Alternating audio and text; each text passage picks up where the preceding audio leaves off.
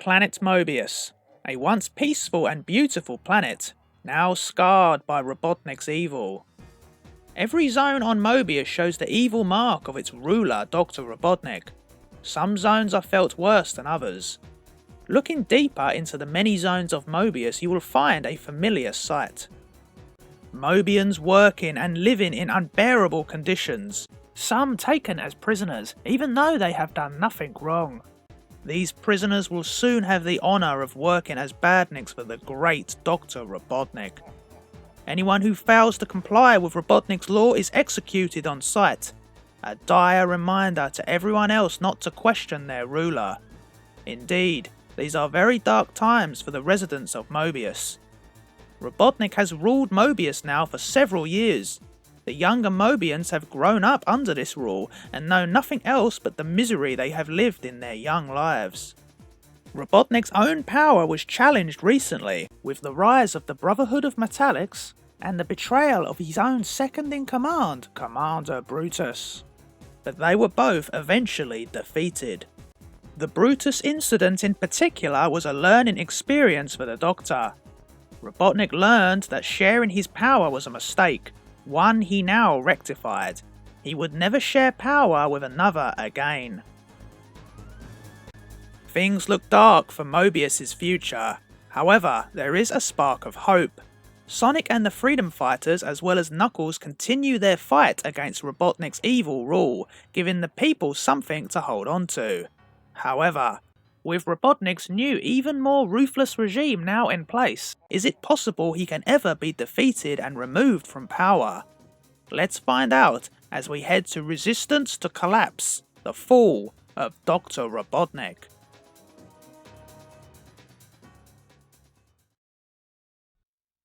Citadel Robotnik. Situated in the centre of the Metropolis Zone is the heart and capital of Robotnik's evil empire, and his residence. The Citadel resembles his power and control over the planet, and is a constant reminder to the people of Mobius that he is always watching. Within his personal office we find the Tyrant. This is where Robotnik rules the planet and makes all the important decisions that will impact the people of Mobius. Whether Robotnik is approving the construction of a new weapon of mass destruction, or placing the order for mass arrests in any zone, you can be sure that it is rarely a quiet time for the dictator. Every night at 6 o'clock, every family in every zone gathers around their TV to watch Dr. Robotnik's daily broadcast. No one wants to, but it's the law. It's hard to believe, but life currently under Robotnik's regime is the hardest it's ever been for the people of Mobius. With rumours of the dictator going soft and protests at his recently erected statue, Robotnik promised that he was going to show every Mobian on the planet reason to fear the very mention of the name Dr. Robotnik. With Robotnik raising the taxes to astronomical levels, for many people going forward, just being able to put food on the table can seem like a near impossible task. Robotnik's forces had grown substantially in recent months, thanks to the many random arrests he was ordering across the zones for residents to be processed into badniks, as well as taking control of Commander Brutus's badniks and troopers. Robotnik's SBS production, Special Badnik Service, had also increased exponentially. However, Robotnik's desire for power and control appears to have no limit. Ruling Mobius simply isn't enough for the Tyrant, and Robotnik has ordered that his power base continues to be built up. Robotnik has future ambitions for conquering other worlds. With Robotnik's power seemingly absolute and fear being put back into the minds of the people of Mobius, one would think that Robotnik would be happy. However, this is far from the truth. Robotnik is furious. Still, the Tyrant or any of his minions have been able to locate the Emerald Hill folk, who, unbeknown to Robotnik, have been living in secrecy in the Mushroom Hill Zone on the floating island since the destruction of the Death Egg.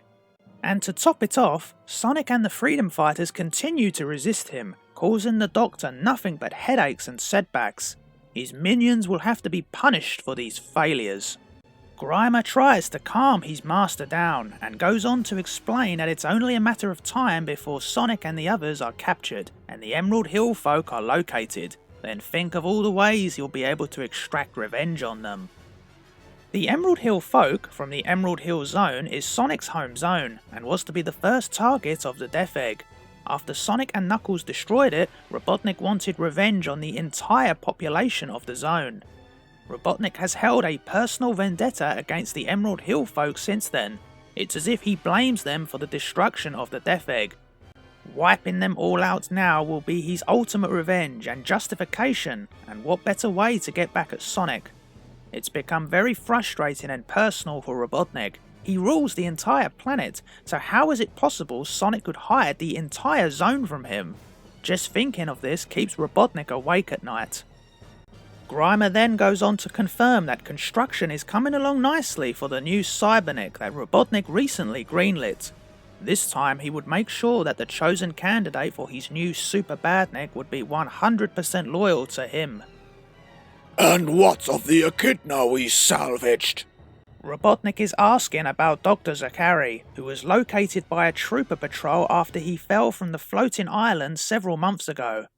Zachary was found with horrific injuries and he is still in a comatose state, but Grimer tells his master that his life signs have now stabilised and he hopes that the old echidna will awaken any day now. Halfway across the planet we find Knuckles the echidna, who is still traversing the planet attempting to return to the floating island with a chest full of ancient documents he obtained from Captain Plunder. This has been an exhausting quest so far for Knuckles, and there appears to be no end in sight yet. If only there was a means he could come across to fly to the floating island. Knuckles sure wishes he had a spare Egomatic which he had used to get back home a previous time. Knuckles just hopes that Porker and the Emerald Hill folk are doing alright on the floating island. For now, they will have to last a bit longer without him. Meanwhile, at another part of the planet, Tails passes through the Grim Zone. Tails remembers the time when this zone was all fields. Now Dr. Robotnik has polluted it with his factories. Suddenly, Tails is attacked by a fast flying badnik. The badnik shoots at Tails with blasts in its hands. The badnik wants revenge for Tails and his friends for making it what it is. Whoever that badnik is inside the armour knows Tails. It must be an old enemy. But who? Tails points out that it was Robotnik that turned it into a badnik. The badnik insists that Robotnik only put it into the armour to make it more efficient and powerful enough to destroy outlaws like Tails. Escaping the badnik, Tails tricks it into shooting at a giant chimney, which topples on top of the badnik, revealing that within the armour is Metamorphia, an old foe who has given the freedom fighters many troubles in the past. Metamorphia starts crying because once again she has failed Robotnik. She used to think that Robotnik was wonderful and adored his every move, but after her last failure he took away her shape-shifting powers and turned her into a badnik as punishment. Finally realising that Robotnik is cruel and evil, Metamorphia decides that she now hates him and that she will never work for him again. Suddenly, despite not having her shape-shifting powers anymore, she transforms one final time into a sweet bear. With her appearance now completely changed, Robotnik will never be able to track her down, and she is free to start a new life. With Tails' blessing, Metamorphia leaves for the final time. 1 week later and it's a typical day on planet Mobius. The freedom fighters have just destroyed a group of buzz bombers. It's no problem at all for the heroes, and once the majority of the badniks are destroyed, the 2 remaining buzz bombers attempt to flee. Sonic easily catches and smashes them, only to land in a swamp where he immediately begins to sink. Before Tails can try to lift him out, a blue blur zooms across the swamp, plucking up Sonic and placing him safely on the bank. Sonic's rescuer is an elderly blue hedgehog with white whiskers on his chin and half-moon spectacles, who leans against a tree while he catches his breath. He claims to be Sonic from 50 years in the future. Naturally, Sonic is immediately suspicious, claiming that he is working for Robotnik, but the others aren't so sure. He looks like Sonic, sounds like Sonic, and as Amy points out, he's just as sure of himself. Besides, points out the old Sonic, if he was working for Robotnik, he wouldn't have pulled Sonic out of the swamp. Old Sonic says he's travelled back in time to warn Sonic. Unless the freedom fighters change their methods, something they do in the future will doom the citizens of the planet, leading to an even more nightmarish dystopia in which floating egg fortresses bombard the planet from the skies. Sonic being Sonic doesn't believe a word of the story, which is just what old Sonic would have said when he was Sonic's age. But they know time travel is possible from Sonic's battle against the original Metallix on the Miracle Planet. But that's still no guarantee that the dude is telling the truth. Sonic knows who can sort this out. He runs off wondering if, as he puts it, the phony can keep up with him. "I may be older, pal," says old Sonic as he easily keeps pace, "but I'm still Sonic the Hedgehog." Sonic takes them to a doctor in the chemical plant zone. Sonic once saved the doctor's life, and now he feels he owes Sonic, so Sonic is willing to trust him. The doctor takes cell samples from both Sonic and old Sonic, and when the test results come through, they're identical. Without a doubt, they are both the same Sonic. This is Sonic from the future. The DNA patterns from the cell samples are identical. This indeed is Sonic's future self. Sonic still doesn't believe it. This has got to be a trick. Sonic reckons it's Metamorphia. She has done something like this before, but Tails confirms to Sonic that Metamorphia lost her shape-shifting powers and has started a new life. Old Sonic tells young Sonic to face facts. He's the real deal, so button it and listen to his story. Sonic reluctantly agrees. At least it should be a good laugh, he states. Old Sonic explains that it all started when he was younger. Dr. Robotnik unleashed a weapon which drilled up into the streets of the Candlewick Green Zone. Sonic led the freedom fighters to attack it, little realising that the machine was armed. Tails, Amy, Johnny and Shortfuse were all incinerated in a single blast. Only Amy's sneakers remained. Sonic has just witnessed his closest friends killed right in front of him. Sonic collapses to the ground in shock and offered no resistance when the troopers arrived. One of the troopers informs Sonic that for you, Hedgehog, the war is over. With no one to stop him, Robotnik turned Mobius into an even worse place. What little hopes and freedom the Mobiuns once had now been stripped. The entire planet became a dystopia. Sonic blamed himself for what happened and became a prisoner of Robotnik for many years. The tyrant would often come and visit to gloat, his greatest victory ever, Sonic broken. Sonic eventually tried to escape, but all his efforts failed, except for the last one. By this point, Sonic was an old hedgehog. An angry Sonic interrupts old Sonic's story. He would never put his friends on the line like that. Old Sonic admits he made a mistake, and that now he's here to change history. When Amy wonders how he travelled back in time, he says that when he escaped, he ran faster than ever before. "I guess I broke the time barrier," old Sonic states. Sonic thinks the entire thing is rubbish, but his friends are convinced.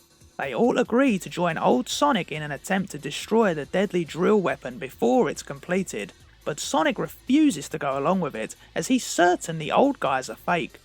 Old Sonic leaves with Amy, Johnny and Tails, telling them to follow the hedgehog with the most experience. Later, however, in the caves beneath the Candlewick Zone, Amy starts to suspect that Sonic may have been right. Something about the mission feels wrong, although Tails and Johnny say to give old Sonic a chance, though Tails does say that old Sonic hasn't called him Pixel Brain yet. They reach a dead end. No problem for old Sonic, who breaks through with a super spin attack. Then, old Sonic confirms to someone in the room they have just entered that outlaws have been delivered as promised, Master. It's Dr. Robotnik himself, waiting for them with a horde of troopers. Old Sonic has led them straight into an ambush. It's a trap. But if that is future Sonic, that means he's become a bad guy. Old Sonic confirms this and states to his team that you better believe it, dudes, I work for Robotnik now. The so-called future Sonic has sold out and lured Tails, Amy and Johnny into a trap within the caverns below the planet. Amy and Johnny protest that Sonic would never sell them out to Dr. Robotnik, but old Sonic adamantly responds that he's seen how they all get killed in the future. He had to trick them to get them here. Old Sonic says that the only chance for peace is to follow Robotnik. Robotnik himself bursts into laughter. He's amazed that old Sonic actually believes he's from the future. Old Sonic immediately questions Robotnik. What do you mean? You're not Sonic from the future, you fool! You're a clone! I created you! Robotnik explains that he took a cell sample from Sonic after capturing him and grew a duplicate in his laboratory. He planned to use the clone to attack and give Sonic a bad name, but something went wrong with the experiment and the clone aged too rapidly. Instead, Robotnik brainwashed the clone with a false memory so he'd think he was from a future that held no hope for the Outlaws. Old Sonic is devastated to learn that he is a mere copy. Tails asks that they ran those tests, which proved he was Sonic though, but old Sonic responds that they just proved what a good copy he is. But seeing as old Sonic has a copy of Sonic's powers, he uses them to smash some of Robotnik's troopers and zooms out through the door. Robotnik orders that the doors be shut immediately. Old Sonic may have escaped, but Robotnik still has the remaining Outlaws. Shortly, miles away on the outskirts of the chemical plant zone, the real Sonic wonders if he's done the right thing. Running at top speed, old Sonic has finally caught up with Sonic, but the exertion has started to take its toll on his body. After explaining the full story, the two Sonics rush off to save their friends. They soon find them being led away by some troopers, but there is no sign of Robotnik. This should be an easy rescue, Sonic states. But just as Sonic has finished his sentence, Robotnik smashes through the ground in a battlecraft ready for a showdown. Old Sonic stays behind to deal with Robotnik while he instructs the real Sonic to save his friends. Sonic immediately begins to lay waste to the troopers and badniks. Meanwhile, old Sonic has trapped Robotnik in a cocoon of speed, violently ripping the battlecraft apart in revenge for the lies implanted in his brain. However, old Sonic can't maintain the speed for long. He has aged too fast and he is too worn out. As the clone gasps for air, Robotnik manages to escape. The last of the Badnik crew have been destroyed, freeing the freedom fighters, though Amy notices there is no sign of Robotnik or Grimer. They are both now long gone. Sonic then immediately wonders where the clone is, before spotting him in the near distance. It doesn't look good. Old Sonic has collapsed to the ground, covered in wrinkles and too old to move. Sonic and the other freedom fighters gather around and try to help, but old Sonic tells them no. It's too late for him now. Struggling to breathe, he apologizes for tricking them, but Sonic forgives him, telling the clone that he pulled through when they needed him, and that makes him okay in Sonic's book. Suddenly, old Sonic breathes his last breath, and then transforms into pure energy which rises into the stars. Old Sonic has now become another casualty of Robotnik's regime.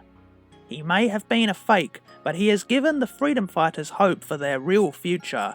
Hope that one day Robotnik will be nothing but a bad memory. 2 weeks later. On the other side of the planet, Knuckles the Echidna, who is still dragging a huge chest full of ancient documents, continues his journey home. Knuckles now travels through a dark and creepy forest at night. It's very late and he's tired, but it looks as though he'll have to sleep out in the open again, until he notices a light in the distance. It's a village. It seems too good to be true, and there's even a tavern called the Green Man that's still open. However, when Knuckles walks through the door, the reception he receives is extremely frosty. Everyone is looking at him. However, when Knuckles asks for a room, the landlord, a brown feathered chicken, immediately becomes friendly, insisting that they have a room. A room? Of course, I say of course we have a room for you, my lad. The landlord offers Knuckles the very best room he has, and even offers some of their finest beer. Knuckles declines and heads off to bed as he hasn't slept well in days. Come with me, lad. My rooms are the most comfortable you'll find anywhere. You ask anyone, they'll tell you. Once Knuckles and the landlord leave, a grey-furred goat tells the still scowling tavern patrons it's him. He's the one. That night, as he is dozing, Knuckles hears a screech outside his window. He bolts upright, but is relieved to see that it is just an owl. However, when he hears the scream again, he realises that it is not from an owl. Knuckles rushes to the window and sees a hideous parade on the streets below. The men from the tavern earlier, now all dressed in bizarre attires and carrying torches, and in the middle they are carrying a standing stone, to which a helpless sheep girl is tied and screaming for her life. Knuckles leaps out of the window and glides down, knocking out one of the guards and untying the girl. The grey-furred goat screams that Knuckles must not rescue the sacrifice, and the other villagers echo his cries. Knuckles knocks them all off their feet by slamming his fists into the ground, and he escapes with the sheep girl. The girl leads Knuckles to a small barn on the edge of the town, then explains that a few months ago all of the villagers joined a weird cult. Just yesterday, they decided that they needed a sacrifice to the moon goddess to guarantee a harvest for the new year. They decide to stay put, and Knuckles tells the girl to get some rest until morning, then he'll come up with some sort of plan. But the girl can clearly see that Knuckles is exhausted, and pleads with the echidna that he should get some rest instead. She'll take watch. Knuckles agrees, and makes the girl promise to wake him up in an hour. Not long after, Knuckles wakes up to find himself surrounded by the villagers, led by the goat he saw earlier. Knuckles demands to know where the girl is, and is shocked when she appears completely unharmed. In fact, she herself showed them where Knuckles was sleeping. The goat calls Knuckles the Red One, whose coming the legends foretold, and says that Knuckles will have the honour of being our new sacrifice. Knuckles' hands are tied, and he is led away, but he can't believe that these people seriously think sacrificing him will improve their crops. Until he is trapped inside a giant wicker cage and placed on top of a bonfire. Knuckles insists that they'll never get away with this. This is murder. But the goat assures Knuckles that they will. You forget, Robotnik rules Mobius. He doesn't care if we kill each other as long as we don't bother him. Knuckles has no choice but to accept this, as one of the villagers lights the bonfire. Knuckles is about to be burnt to death. Earlier that same day, high in the sky, Sonic is visiting Porker Lewis on the floating island. They are both in the Emerald Chamber, and Sonic is surprised to not find Knuckles present. Both Sonic and Porker are completely unaware of Knuckles' predicament. But Knuckles' absence is irrelevant to Sonic anyway. He's here to see how his old friend Porker is doing, since he left the Freedom Fighters and moved to live on the floating island. Porker tells Sonic that life is much better since he moved here, although he misses everyone, especially Amy. Sonic asks Porker not to mention her, because lately she's been driving him up the wall. As Sonic sits on the edge of the pit over which the Chaos Emeralds are suspended, a loud voice demands that the intruders identify themselves. Sonic is surprised more so when the rock crumbles beneath him and he falls into the Emerald Pit. The voice is from the robot's head, the same robot that Dr. Zachary used to attack the floating island, and that Knuckles used as a temporary Master Emerald. Now just ahead, and removed of all of Zachary's harmful programming, Knuckles had moved the robot's head in an alcove in the Emerald Chamber, where it frequently conversed with Porker. The robot head did not recognise Porker in the poor light, but Porker is frantic with worry. Porker knows that the emerald energy in the chamber is bound to affect Sonic. Porker quickly hides behind a pillar terrified and tells the robot to shut up. If they're lucky, Sonic won't notice them. Sure enough, the Sonic that rises out of the pit isn't the cool blue hedgehog that fell down. It's Supersonic. More powerful and demonic than ever before, Supersonic is consumed by hatred. He needs to find something to destroy, to kill, and the first name that comes to mind is Amy Rose. He blasts out of the Emerald Chamber at vast speeds, straight through the solid rock of the roof, leaving a terrified Porker behind. In the blink of an eye, Supersonic has already travelled hundreds of miles. As he zooms through the sky, he smashes through an unlucky ship transporting new SBS troopers without even slowing down. On the surface of Mobius, beside the caravan of Bob Beakey's travelling circus, Amy is attempting to teach Tails to use a crossbow. Suddenly, Johnny runs out of the caravan. He's just had Porker on the communicator. But before he can explain Porker's message, it's already too late. Supersonic has already arrived and is right on top of them. Supersonic is here to kill Amy and anyone who gets in his way. Supersonic shouts at Amy to prepare for her death while he dives towards her at top speed.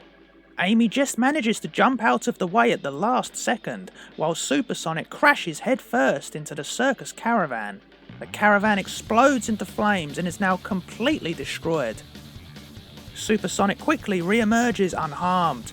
The three freedom fighters try to make a run for it to find some cover, but Supersonic is right behind their every move. Supersonic shoots at them with his powerful eye beams and continues to dive at them, barely missing them. During his last dive, Supersonic crashes into a massive rock face which collapses on top of him, but again, the demonic hedgehog rises unharmed. While Supersonic gloats about his power, Amy comes up with an idea. They run to the tornado, which luckily is unharmed. Supersonic follows them and sees the plane take off. Supersonic is now bored of this cat and mouse game. He decides to finish this and uses his eye beams to blast the plane out of the sky. It bursts into flames and then crashes into the ground, utterly destroyed. No one could have survived. Having killed his closest friends, Supersonic bursts into maniacal laughter. There appears to be no end to the sickening laughter of the horror that has just transpired here, until his power starts to fade and he turns back into Sonic. Sonic stares in complete horror at the burning remains of the caravan and plane. What have I done? Knuckles has been captured by a strange cult in a quiet village and is about to be burned alive inside a giant wicker cage. Knuckles turns to the young sheep who he saved from being sacrificed first, but soon betrayed him. He wants an explanation. She hesitates until Mesmer, the goat leader, tells her to speak. She claims that legends foretold that the Red One shall die by the villagers' hands, and if Knuckles does not die, then she will be sacrificed instead. Knuckles notices that Mesmer raises his staff whenever he speaks to the villagers and gets an idea. Knuckles pushes against the bars of the cage. Mesmer claims he has no chance of escaping, but Knuckles isn't trying to break the bars. He rolls the cage off the fire and down a hill where it lands in a river and smashes on the rocks, releasing Knuckles. The villagers hurry after him and he knows he can't beat them all. Hopefully though, Knuckles won't have to. Jumping over the heads of the first wave, he glides straight for Mesmer and snatches the staff out of his hand. Using the staff, Knuckles realises that the villagers have all been in a hypnotic trance caused by the staff. Knuckles commands them all to wake up and be their true selves. The spell is now broken, and Knuckles tells the villagers to head back to their homes. All except Mesmer. Knuckles demands to know what Mesmer was up to in this little village. He grabs the goat by the collar. However, before he can answer, the friendly landlord of the local tavern, who Knuckles met earlier, steps out from behind a tree. Perhaps you had better ask me, Knuckles. Knuckles is confused. But you're just the landlord of the local tavern. Oh, but I'm much more than that. The landlord pulls off his mask and reveals he is really Dr. Robotnik. Knuckles can't believe it. The tyrannical tyrant, ruler of the planet, here in person, right in front of him. It has been some time since these two last met, and Knuckles sure hasn't forgotten their history together. I believe you were asking what was going on here. Allow me to explain. Mr. Mesmer, my associate, is a very talented hypnotist. He was able to convince an entire village that they were followers of the ancient sun goddess. But this was just a test to see if Mesmer's power could be used over the whole of Mobius. The entire planet would be under Robotnik's complete control. Knuckles insists it will never happen. It's just you and me now. Your guards aren't here to protect you, states Knuckles. Robotnik, however, is unconcerned by this lovable threat. Just what do you plan to do to me, Knuckles? As ruler of this planet, you can't exactly send me to prison. I'm perfectly safe, unless... Do you plan to kill me? Knuckles, knowing he cannot kill someone even as evil as Robotnik, has no choice but to walk away, with Robotnik's mocking laughter ringing in his ear.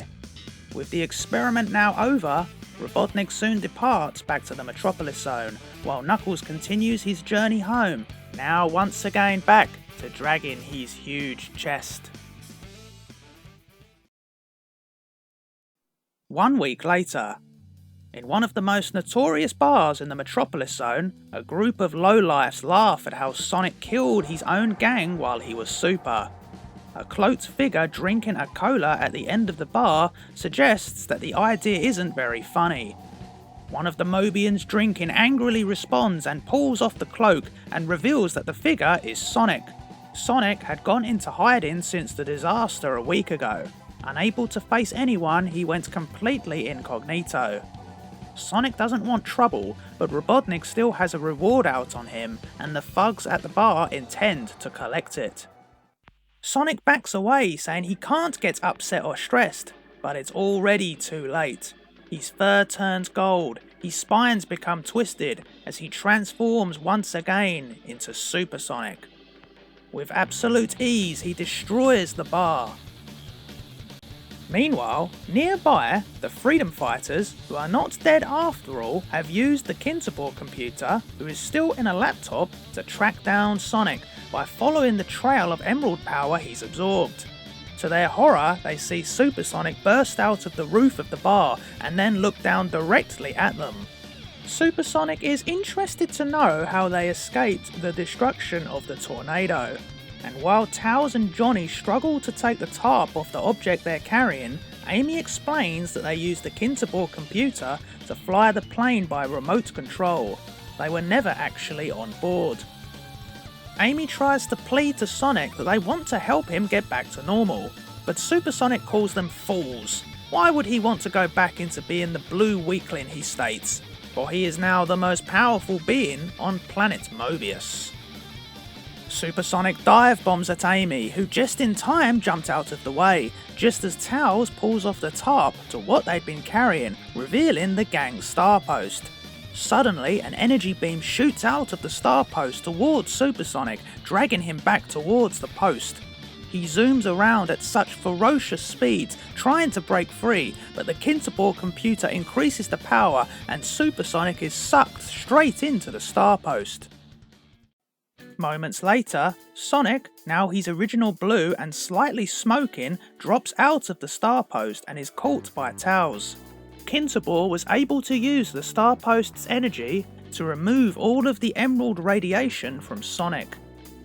However, Kinterbor detects wacky readings from the star post that suggest that they may have actually sent the emerald power into the special zone. Super Sonic may still be alive. There's nothing they can do about that right now though.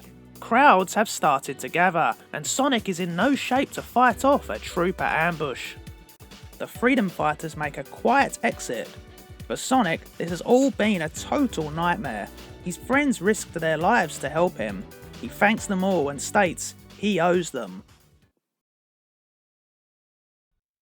This supersonic incident in the Metropolis Zone had gone unnoticed by Robotnik. He of course knew of the reports of Supersonic allegedly killing his friends. Most of Metropolis had heard these rumours, but he had no idea of what had just happened to Sonic. The few weeks prior, Robotnik was of course undercover as the tavern landlord, though was still receiving daily status reports from Grimer from Citadel Robotnik. Grimer had been overseeing things in his master's absence. Now back and large and in charge, it was time more than ever to put the squeeze on the freedom fighters.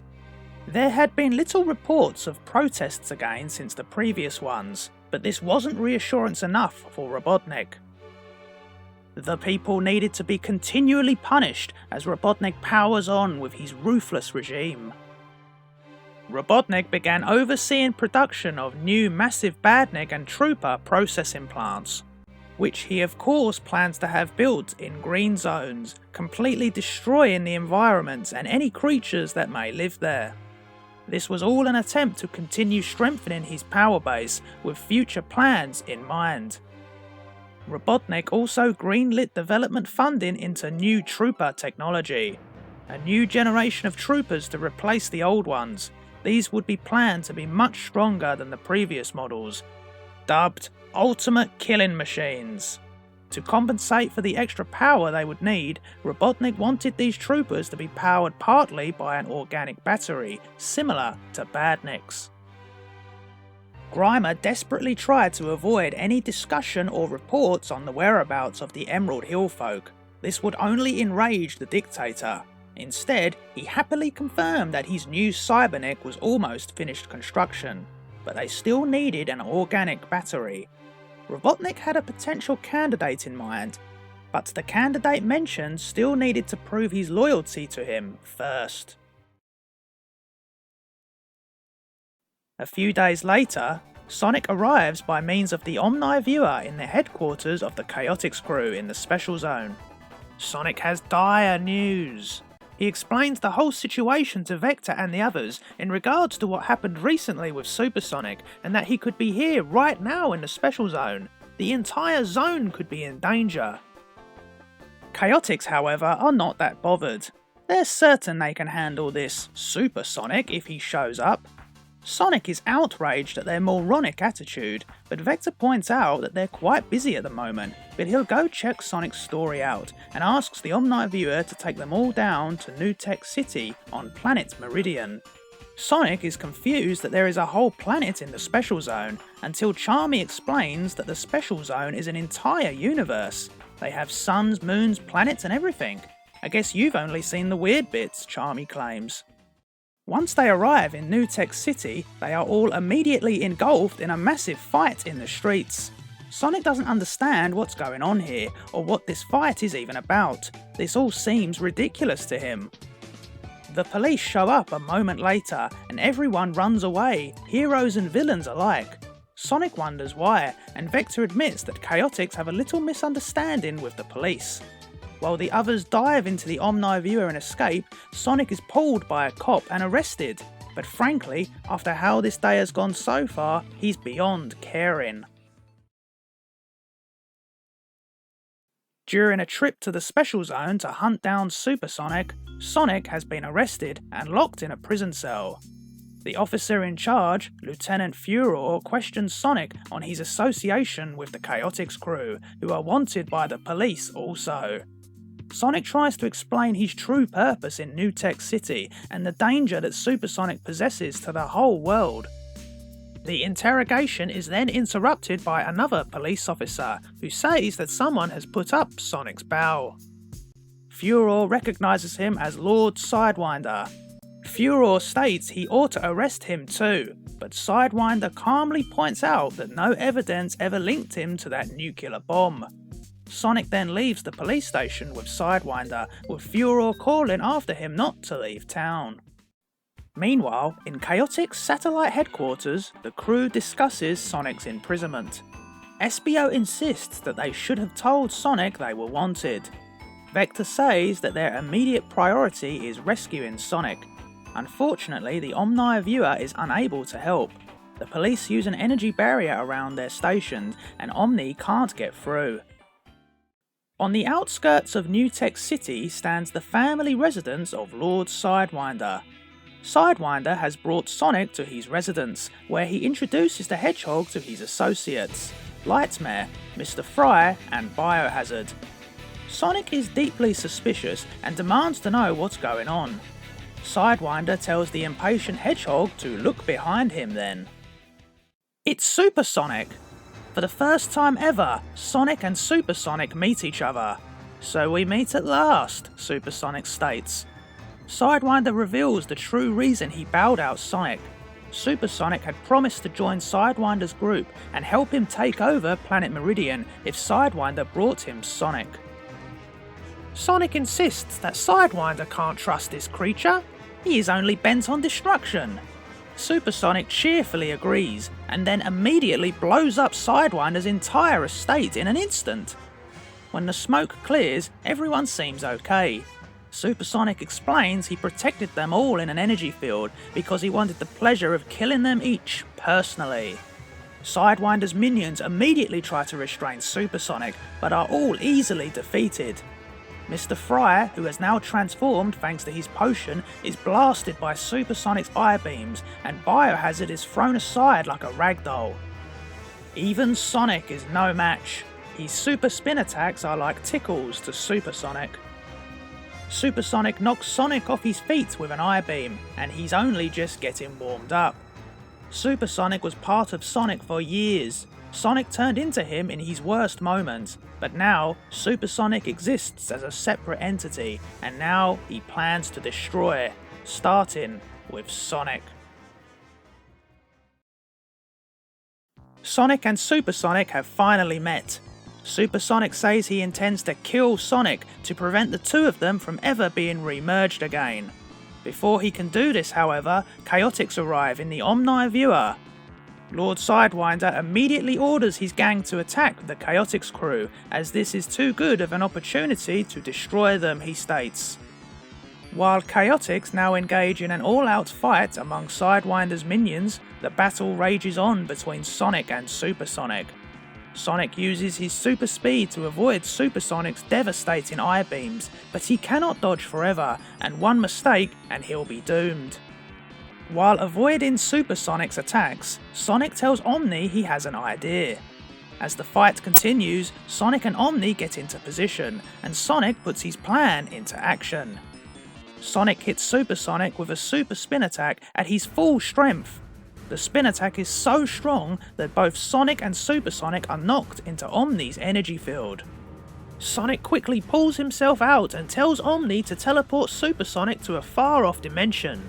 This was Sonic's plan. However, Omni refuses. Super Sonic is our problem, he states. He'll destroy anyone or anything around him.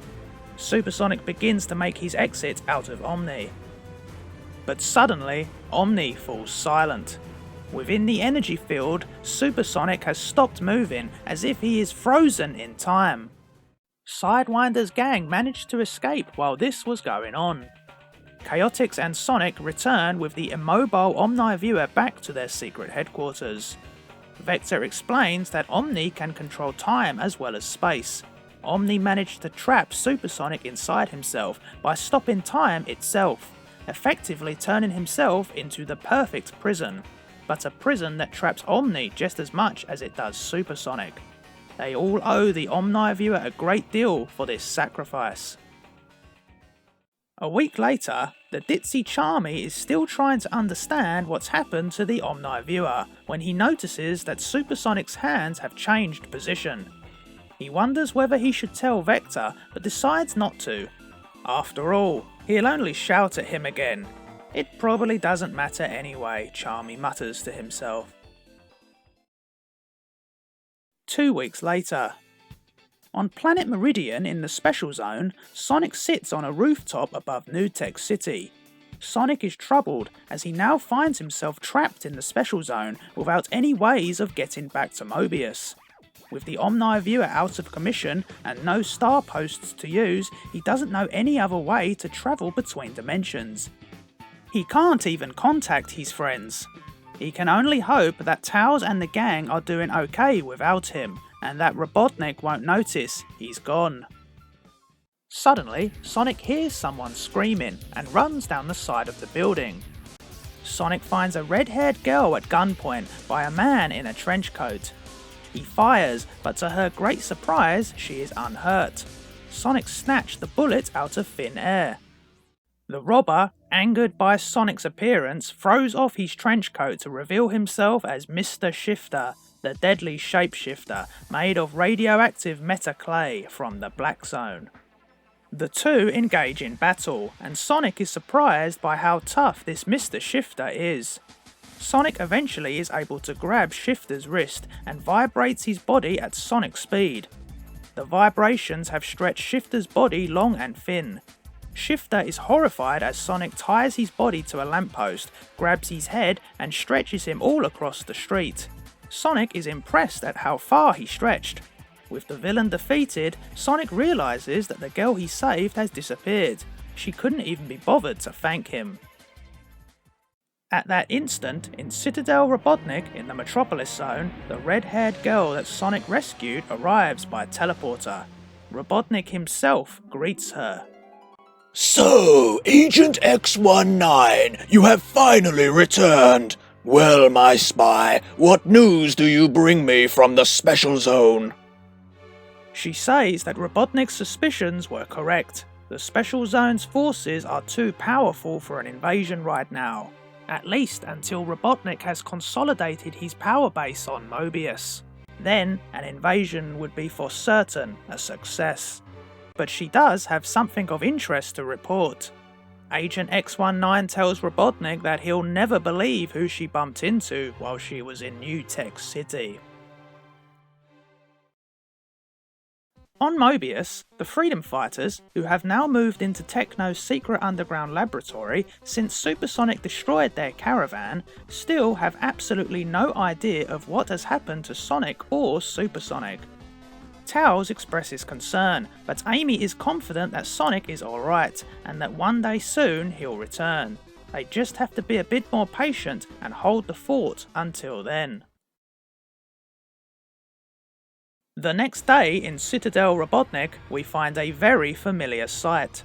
Dr. Robotnik is furious. Robotnik is enraged that Sonic is now trapped in the Special Zone. Grimer doesn't understand though. He'd have thought his master would be pleased that Sonic is no longer on Mobius. I am pleased, but also angry because I wasn't the one who got rid of him. Though the people of Mobius are unaware of the details of Sonic's predicament, rumours of his disappearance have travelled like wildfire across the globe the last few weeks. But all the people know is that Sonic is missing, they do not know where. Robotnik now knows the full extent of the situation. Grimer reports that most of the citizens believe that one day Sonic will return. Oh, do they now? Then it's time I reminded the citizens that I am in control of this planet and to forget any hopes of that Spike Ball's return. Grimer asks his master to tell him his plan and he will carry it through. Robotnik orders Grimer to build a huge rocket in his image that will orbit Mobius, giving the citizens a regular reminder of who their master is. It will be a perfect symbol of his power over them. Grimer calculates that it will be ready in 6 months, but Robotnik orders it to be done in 2 months. No arguments! Grimer gets to work on it right away. A few days later, in Chaotix's satellite headquarters, the truth about Supersonic has been discovered. Sonic explains to Vector that Supersonic has definitely moved.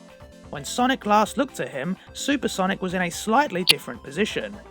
Charmy says he's known this for a while, but didn't say anything because Vector would just yell at him. Vector responds by yelling at Charmy. The Omni Viewer has not stopped time within his force field, he's merely slowed it down to a crawl. When Supersonic eventually does get free, they'll all be in big trouble.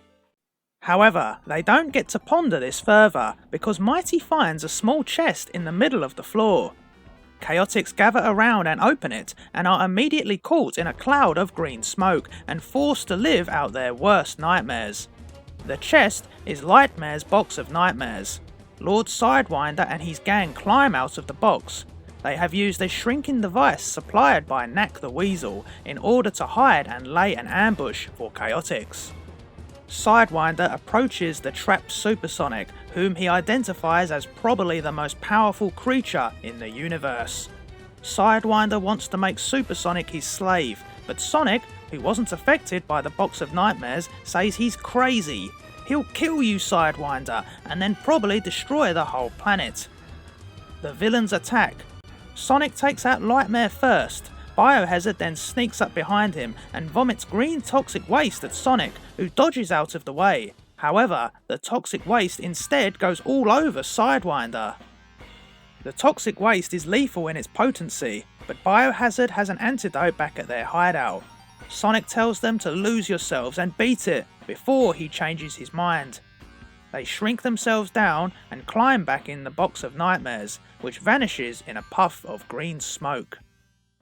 Chaotix wake up from their nightmares, and Sonic tells them what happened and what Sidewinder's dangerous intentions are. Espio has seen what Supersonic can do. Controlling him would make that loony lord ruler of the planet.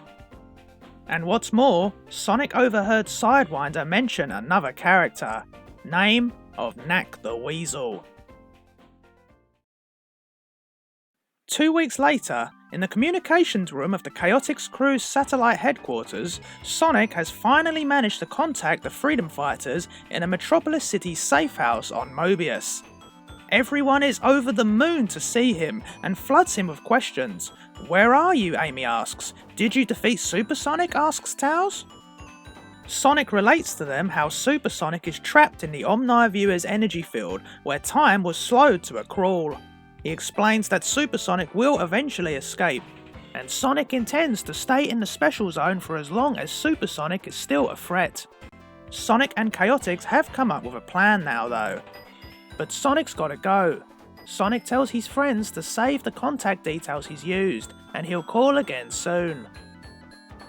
Amy realises that they'll just have to manage without Sonic's help for a bit longer. Sonic and Chaotix load the Omni Viewer onto a transport craft and set off for the Black Asteroid. The Black Asteroid was once the biggest gemstone mine on planet Meridian, but all that's left now are the tunnels and a single entrance. The plan is to take Supersonic to the centre of the asteroid and leave him there. On departure, they'll set off a graviton bomb, which seals up the main tunnel. They're not sure it will hold Supersonic, but it's worth a shot. Suddenly, the craft hits something. Chaotix brush it off as a piece of debris hitting the hull, but in fact it's a minuscule ship piloted by Nack the Weasel. Former Chaotix member, now hated enemy. Nack has shrunk himself to the size of a mouse. He enters the Chaotix craft through an inspection hatch and sneaks to the cockpit. Nack plans to strand them all within the Black Asteroid and steal Supersonic for Lord Sidewinder. Nack personally thinks Sidewinder is mad for wanting Supersonic. However, he is paying Nack a fortune to retrieve him, and it's also a perfect opportunity for revenge on Chaotix, so how could he say no? As the ship enters the Black Asteroid, Nack enlarges himself to full size, surprising the ship's other occupants and spraying them all with a shrinking capsule, reducing them down to the size of mice instead. Without Vector at the controls, the ship veers into the tunnel wall and crashes. Sonic uses the distraction to run away and hide, but Nack manages to catch all the others and trap them in a small globe the size of his fist. Nack wonders what he'll do to them after all this. Maybe he'll take them home. He always wanted to keep pets, he tells the trapped Chaotix.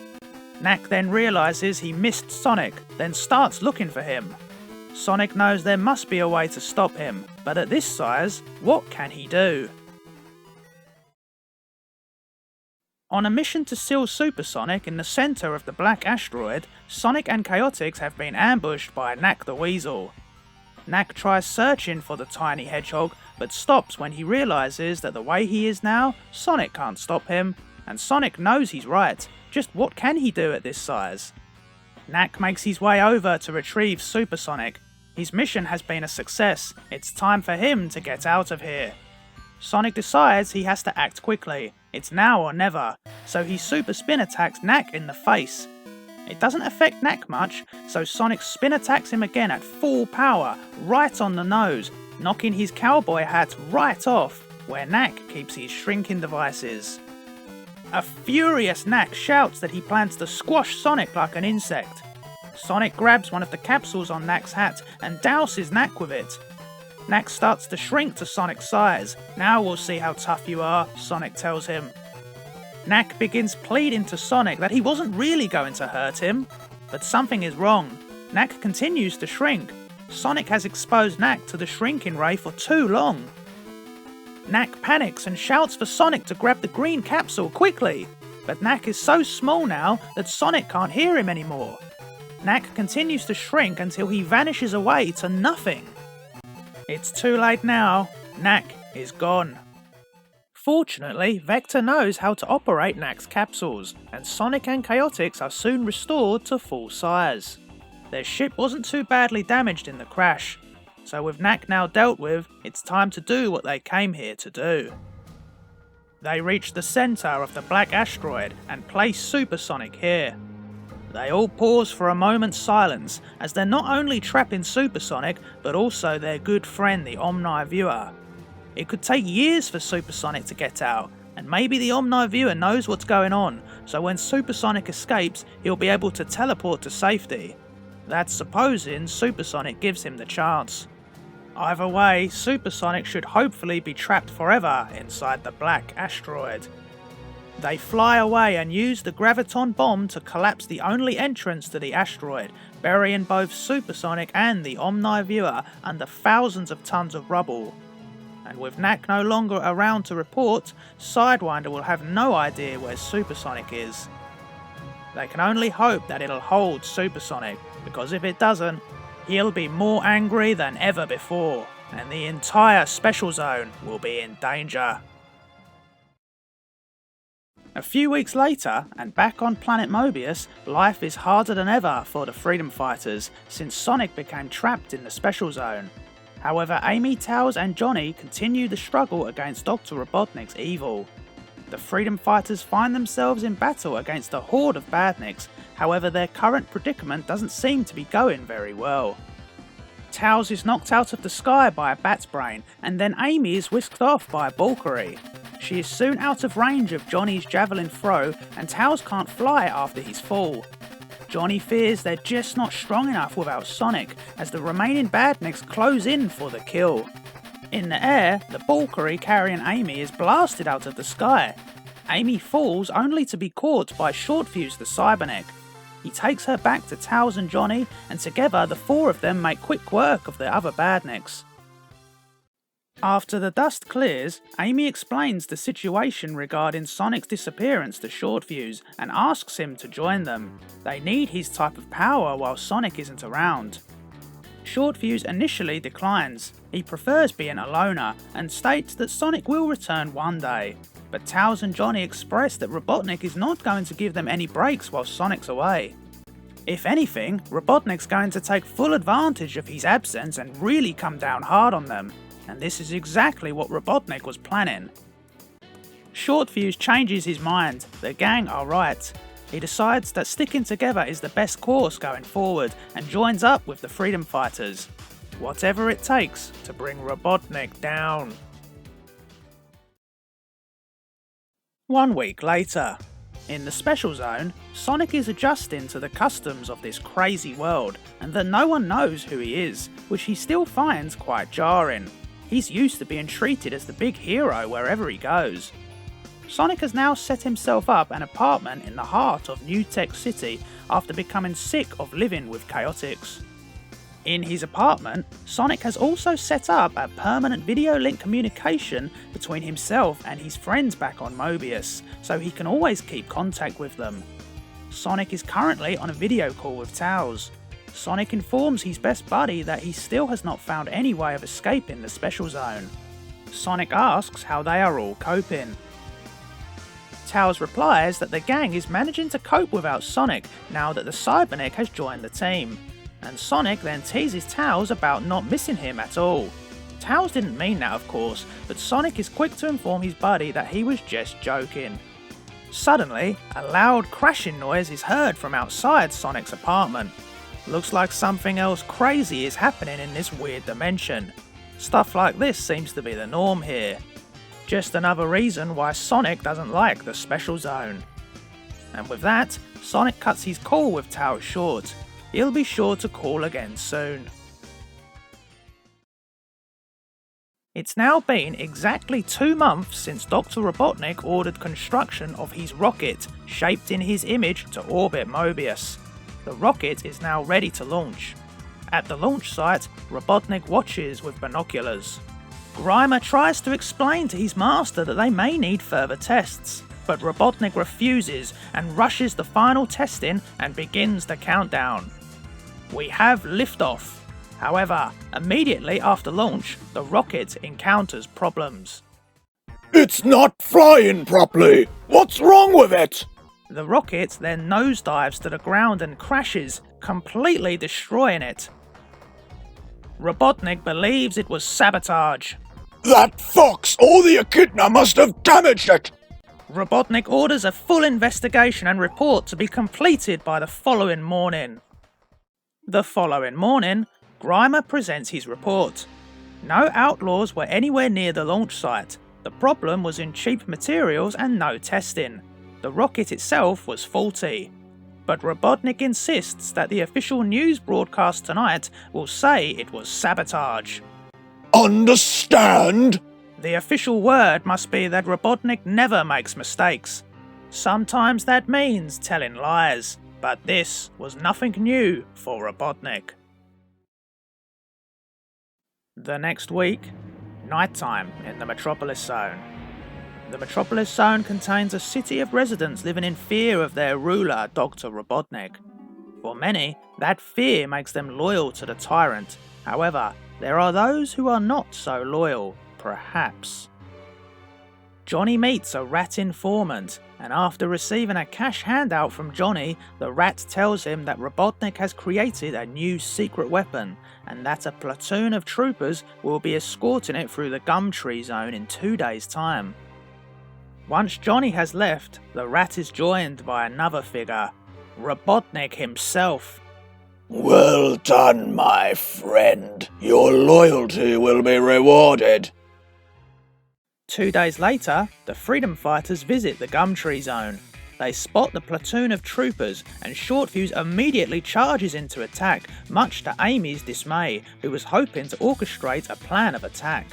They quickly defeat the troopers, although Shortfuse suspects the troopers might be letting them win, as this all seems far too easy. With the troopers defeated, they approach the crate to find out what the secret weapon is, only for it to explode outwards, revealing the secret weapon to be a powerful rat-shaped badnik named Vermin the Cybernik.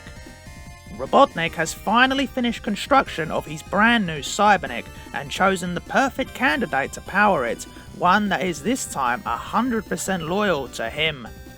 Similar to Shortfuse and Commander Brutus, Vermin's Cybernik armour is made by the nearly indestructible and incredibly rare metal Megatau, making him almost unstoppable, being immune even to Shortfuse's blaster. He has super strength and the ability to shoot laser beams from his eyes. His tail can also be used as a whip, and has a barb on the end with which he can infect a crippling virus into other robots.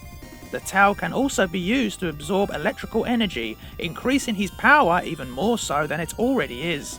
At last, Robotnik's first successful loyal machine made from Megatau. It has been a long time coming.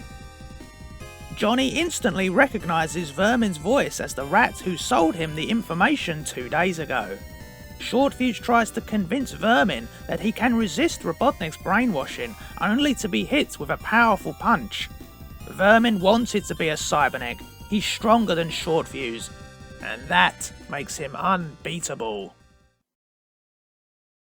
By the order of Dr. Robotnik, the outlaws, being Amy, Taos, Johnny and Shortfuse, are to be destroyed by the hands of Robotnik's newest creation, an evil Cybernik called Vermin. Shortfuse hits Vermin with his blaster, but to no effect. Robotnik told Vermin that Shortfuse was tough, that's why he made Vermin tougher.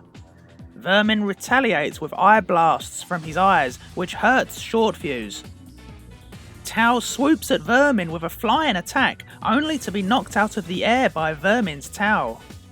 Shortfuse then sucker punches Vermin, but Vermin still has a secret weapon and stabs Shortfuse's armour with his Tau.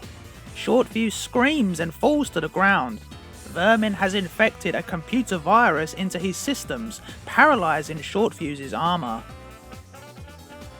Johnny attacks, but Vermin destroys Johnny's staff with his eye beams. Vermin has beaten everyone except Amy, who takes her turn. Vermin laughs, saying that her crossbow won't even dent his armour. "Put your toy away," Vermin tells her. Amy fires, but she isn't aiming for Vermin. She's aiming at the gumtree sack over his head. Blue liquid drops on top of Vermin and starts melting his armour. Vermin decides it's time to retreat.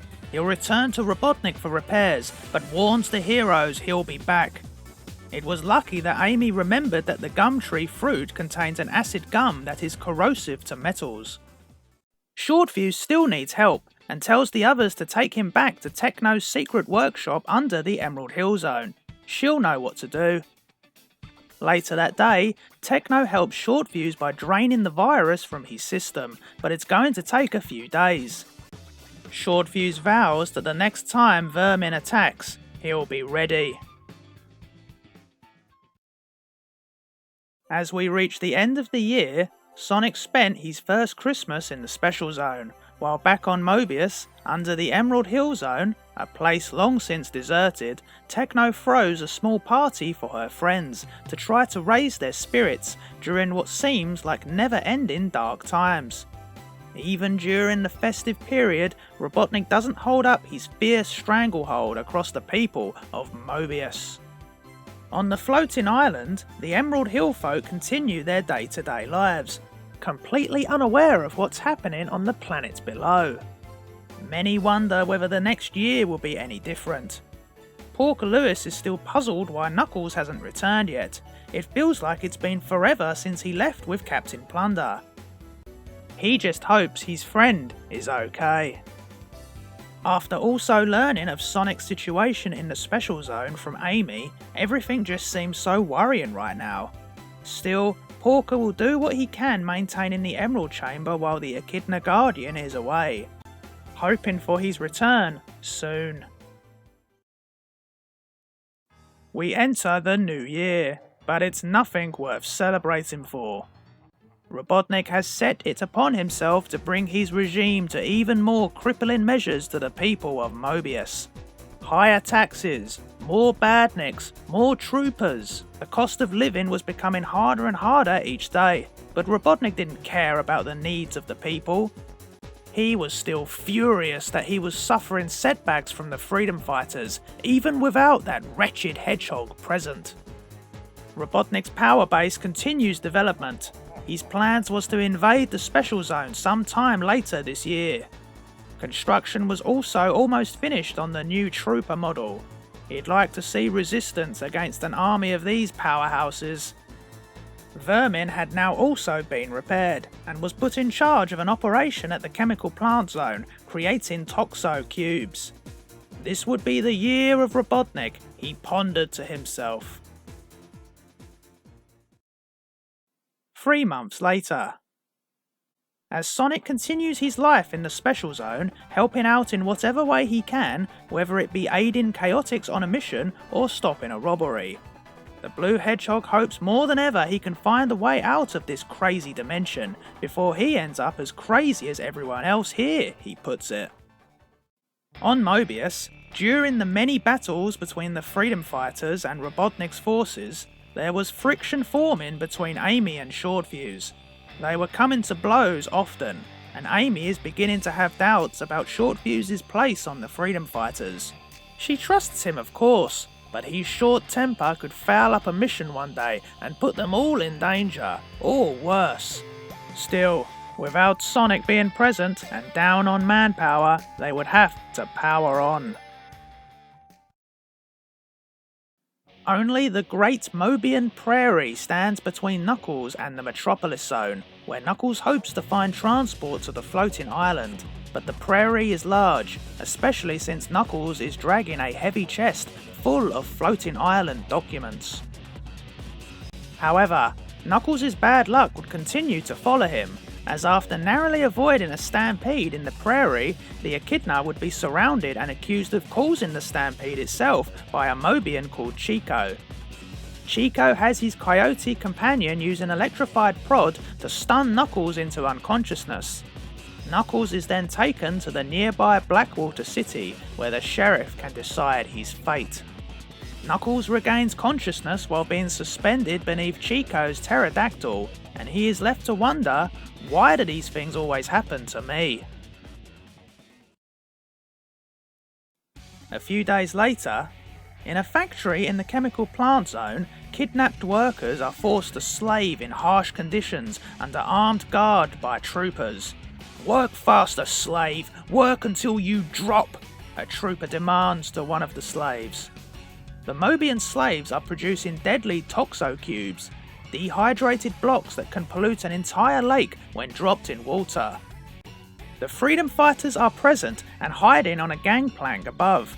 They intend to free the slaves, but the plan has gone out the window when Shortfuse sees his rival, Vermin the Cybernik, has been put in charge of the operation. Amy wasn't expecting this. They must work a new plan of attack, but rather than waiting, Shortfuse leaps into combat with Vermin, giving away the freedom fighters' position at the same time. Amy is furious. The troopers fire at the freedom fighters.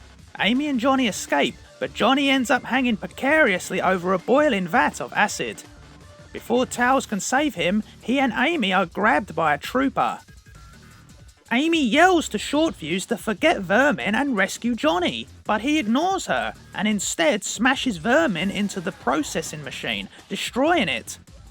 This distracts the trooper holding Tails, allowing the fox to escape and lift Johnny to safety.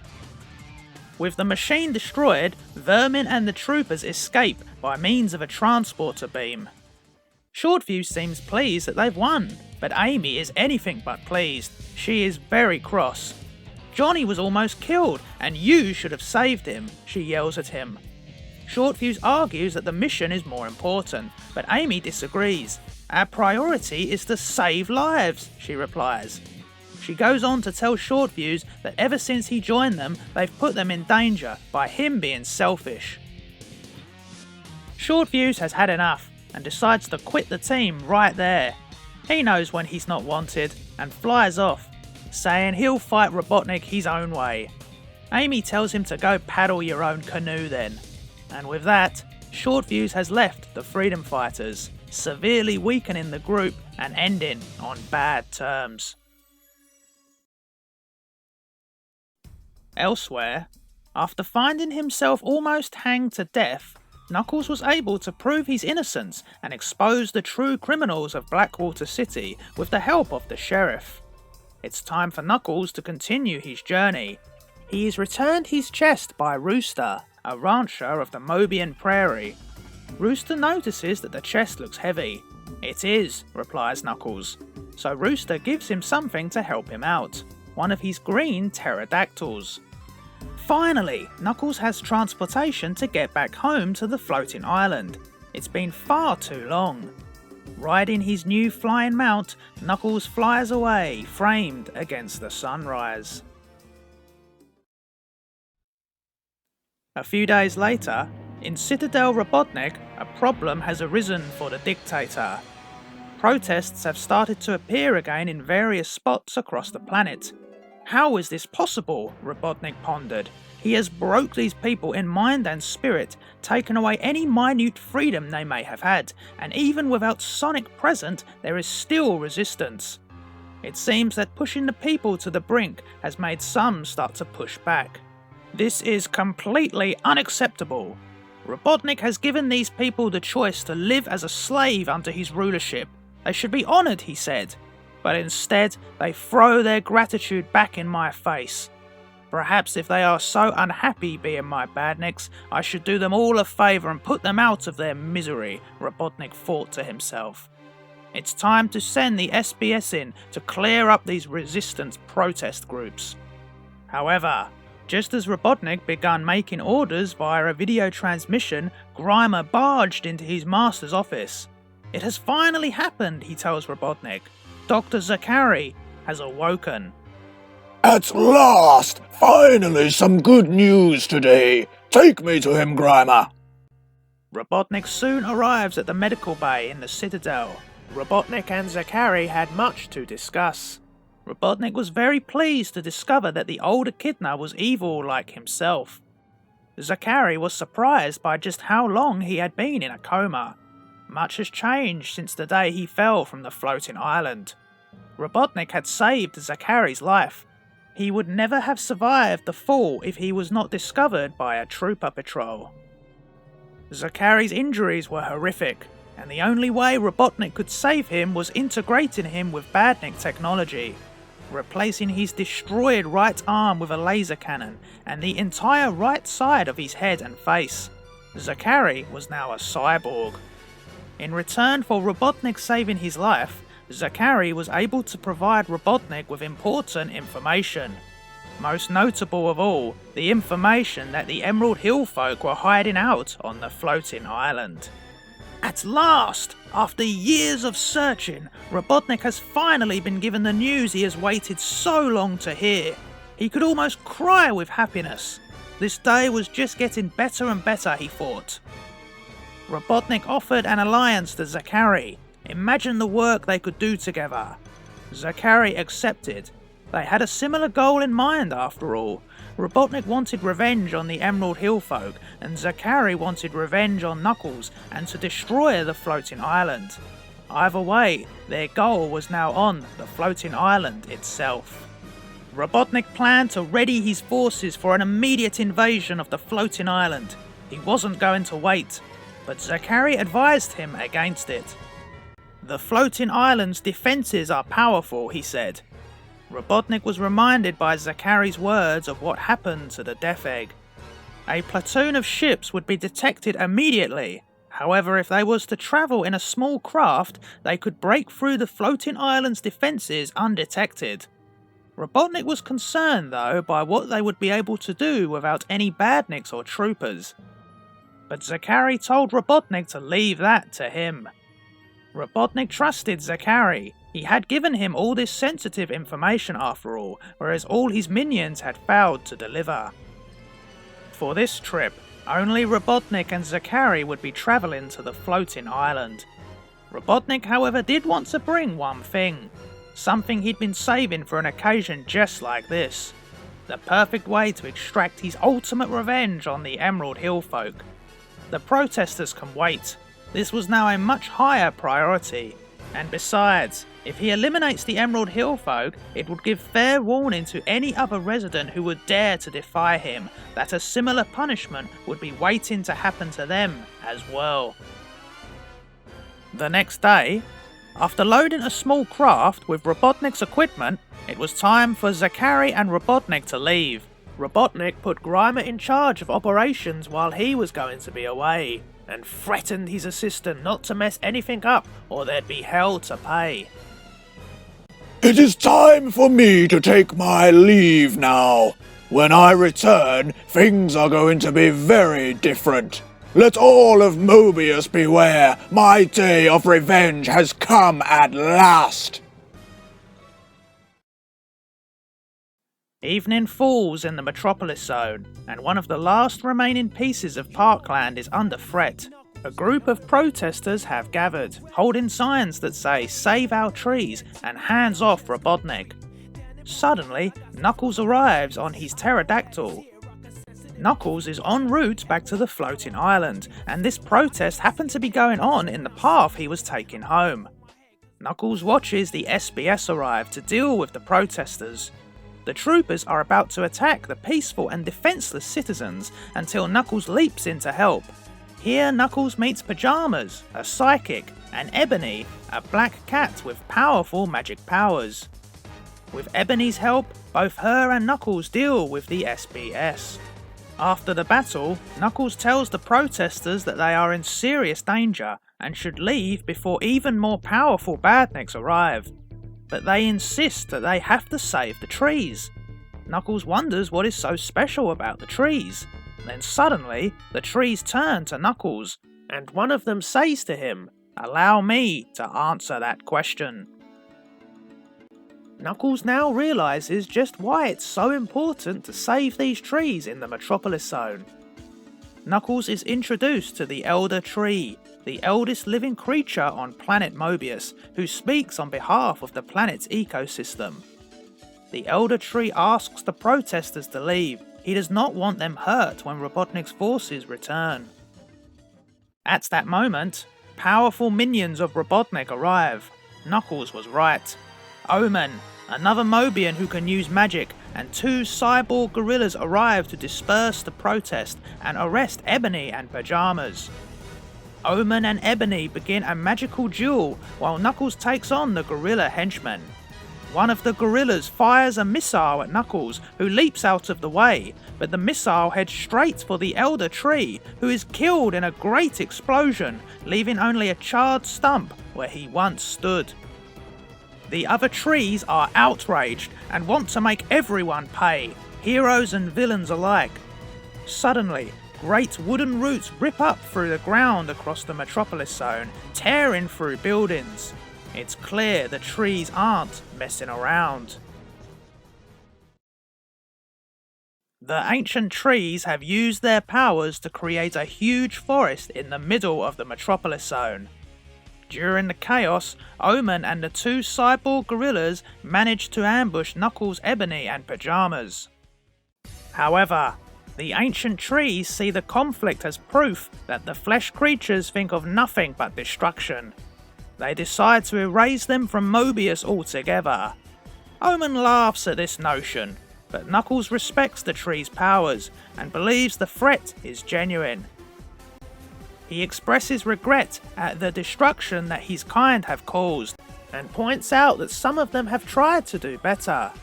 When Knuckles asks them what the Elder Tree would have done, they accept that violence is not the answer. Instead, they merely use their powers to hurl Omen and his associates out of their park, with a warning not to return. The heroes have won, but they were too late to save the Elder Tree. The ancient trees say not to grieve though, as the Elder Tree's time will come again. It's time for Knuckles to leave. He bids Ebony and Pajamas goodbye and jumps back on his pterodactyl. No more distractions or delays, he thought to himself. Next stop, home. 2 days later, Grimer has fenced off the entire forest with firm orders that nobody may enter. The forest is a haven of natural beauty in the midst of Robotnik's evil empire. However, one spot is more sacred than any other. The place where the Elder Tree once stood. The place where the Elder Tree will someday grow once more. It's the start of a new day, and we are back in New Tech City in the Special Zone. In the Eastern District stands a weird building. Inside, Lord Sidewinder frantically continues searching for Supersonic, convinced that he can use Supersonic's power to rule the entire planet. He intends to make Supersonic his slave. Meanwhile, on the other side of the city, Chaotix are finishing an epic battle. Chaotix pile up the henchmen of a villain named Dr. Plague, leaving them all for the police to arrest. Chaotix are now no longer wanted by the police. Suddenly, Plague himself appears with a vial that contains a virus powerful enough to wipe out all life in the city. He threatens to smash it if anyone takes one more step.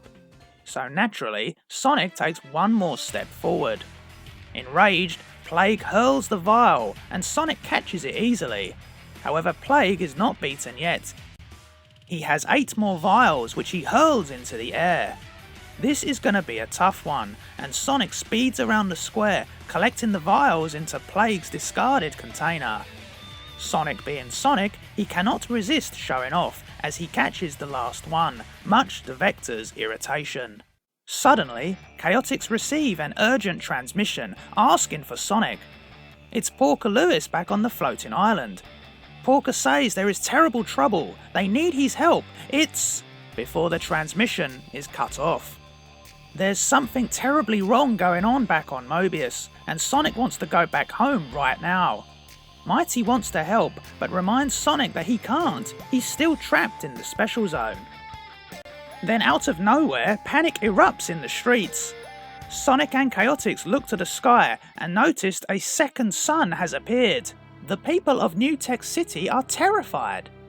Mighty explains that there is a legend about the end of the world, and it begins with the appearance of two suns. Charmy brushes it off though as a dumb old tale. Nobody believes it to be true. However, it might turn out to be only too true, as at that moment, a worse for wear looking Omni Viewer reappears, claiming the whole planet is in danger. Meanwhile, Lord Sidewinder looks up at the second sun in glee. His computations are complete. He has found Supersonic at last. Knuckles has been away from the floating island for a very long time, but now his journey is almost over. Riding atop his pterodactyl, Knuckles has returned home. He hopes that his chest of ancient documents will help him repair the damaged equipment in the Emerald Chamber, but first, Knuckles is going to visit the Mushroom Hill Zone to see how the Emerald Hill folk are getting on. However, once he arrives, Knuckles finds the place completely deserted and smashed up. There has clearly been a struggle throughout the houses. Knuckles doesn't like the look of this one bit. He decides to rush to the Emerald Chamber, maybe he'll find answers there. Knuckles has the feeling of regret. If only he'd got back sooner. He just hopes the Emerald Hill folk are okay. As he rushes to the Emerald Chamber, two shadowy figures watch him go. Now? Not yet. I've waited a long time for this moment. I want to enjoy it. Minutes later, in the Emerald Chamber, Knuckles spots someone running through the corridors. He gives chase. He assumes that this person is responsible for the missing Emerald Hill folk.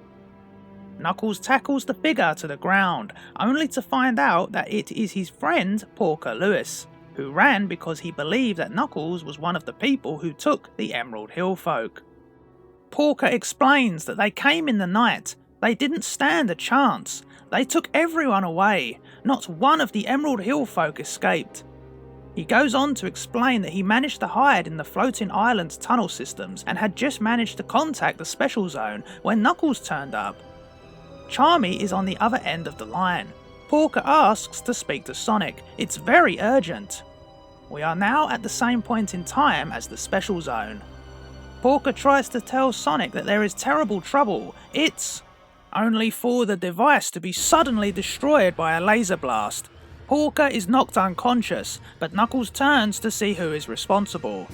It's Robotnik and Dr. Zachary with an army of Guardian robots. Robotnik is particularly happy to see Knuckles. So we meet again, my old friend. But this will be the last time. I have plans for you, Knuckles. Big, big plans.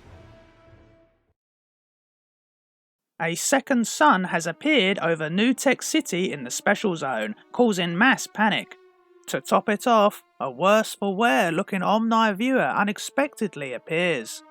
He was supposed to be holding Supersonic prisoner within the black asteroid by stopping time for him, but Supersonic was just too powerful for Omni to handle.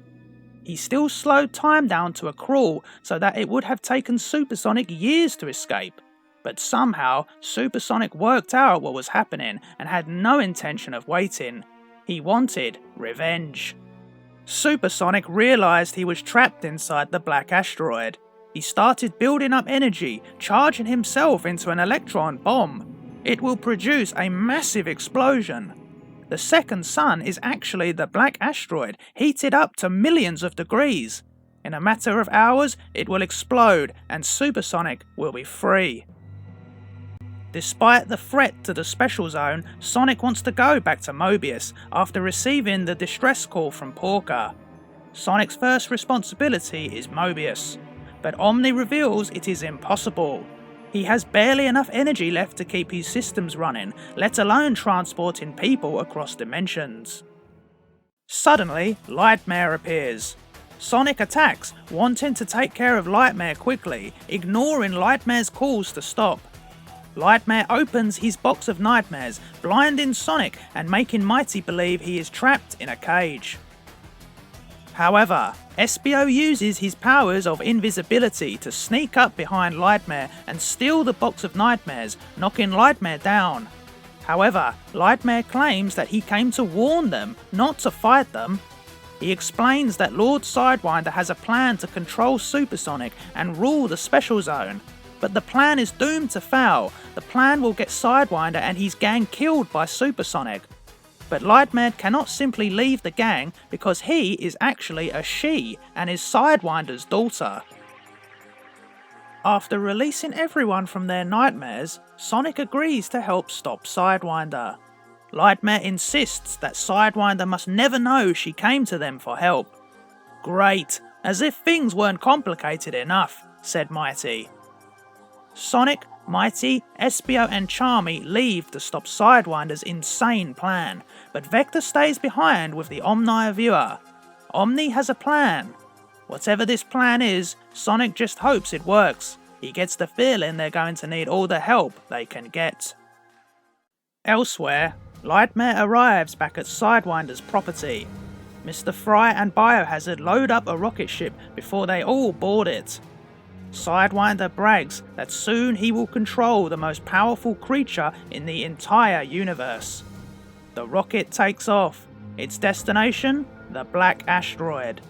Sidewinder states that tomorrow the Special Zone will have a new master, and that master will be him. Knuckles has finally returned to the floating island, just in time to be captured, along with Porker, by Dr. Robotnik and his new accomplice, Dr. Zachary.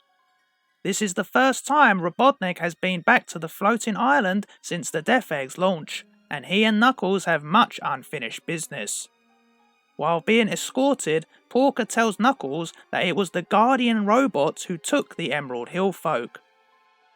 Zachary tells Knuckles not to bother trying to escape. Nothing can break the robot's grip. Knuckles asks how Zachary survived his fall from the floating island. Zachary explains his near-death experience. By a miracle he survived, no thanks to Knuckles. Zachary explains that he managed to grab hold of the body of the Guardian robot that Knuckles had previously beheaded. He managed to operate the robot's flight system, slowing his fall, but the wing was damaged, so he still landed heavily enough to take horrific injury. He would have died if he hadn't been found by a trooper patrol. I always thought that you were the last of the Echidnas, Knuckles, so when I heard about Zachary, I was interested.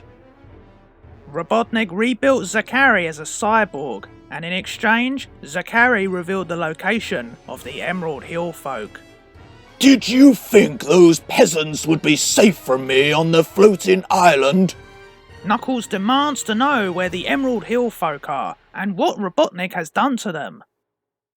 Do not upset yourself, my dear Knuckles. You will be joining them very soon. Knuckles swears that if he's hurt them... Robotnik takes Knuckles into a large structure where the Emerald Hill folk have been connected up to a massive egg-shaped machine and placed in special green helmets.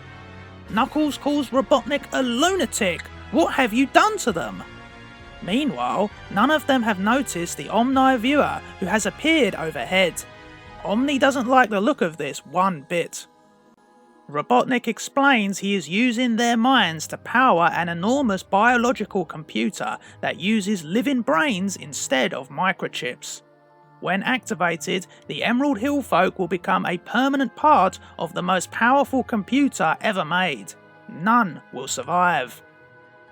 Omni immediately disappears. He has to get back to the Special Zone and warn Sonic fast.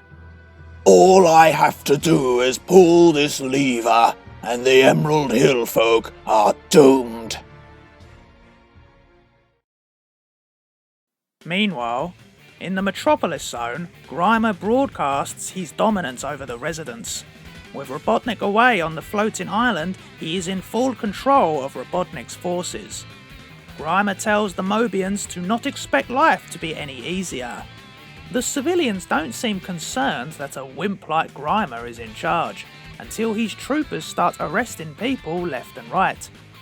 One is arrested for wearing a loud shirt in a public area, another for having longer than regulation ears. At 5:10, the troopers announce a curfew time of 5 o'clock.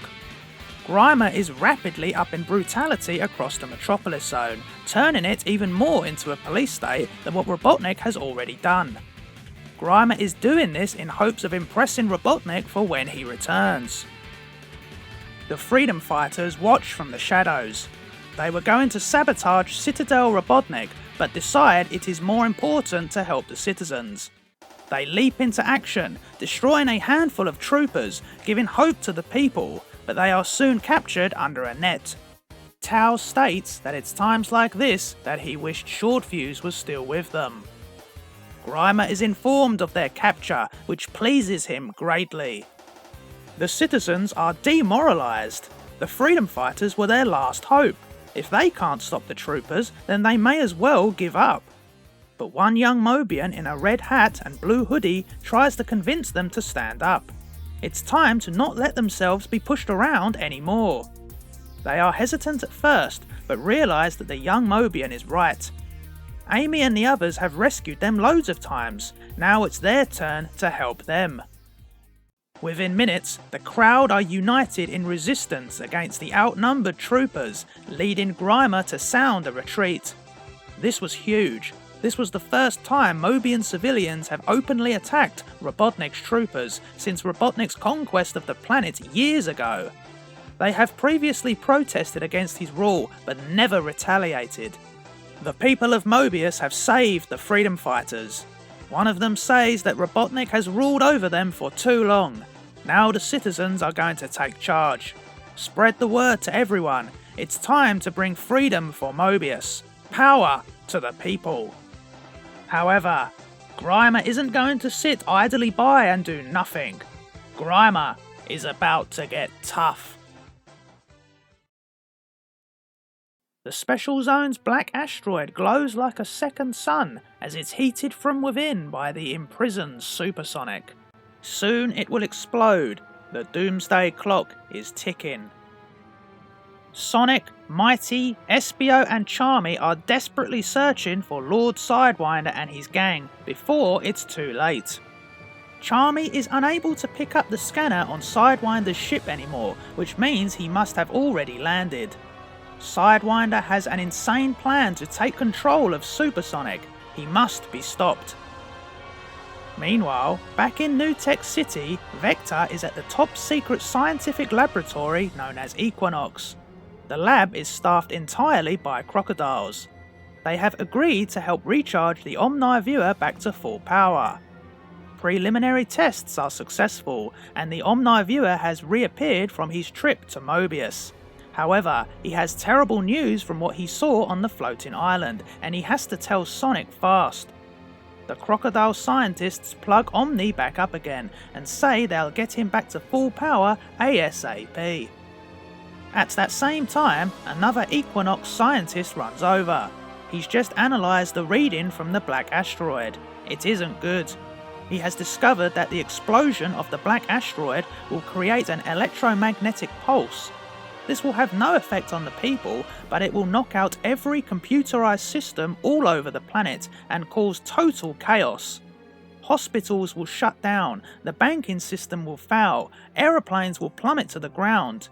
This has made the whole situation that much worse.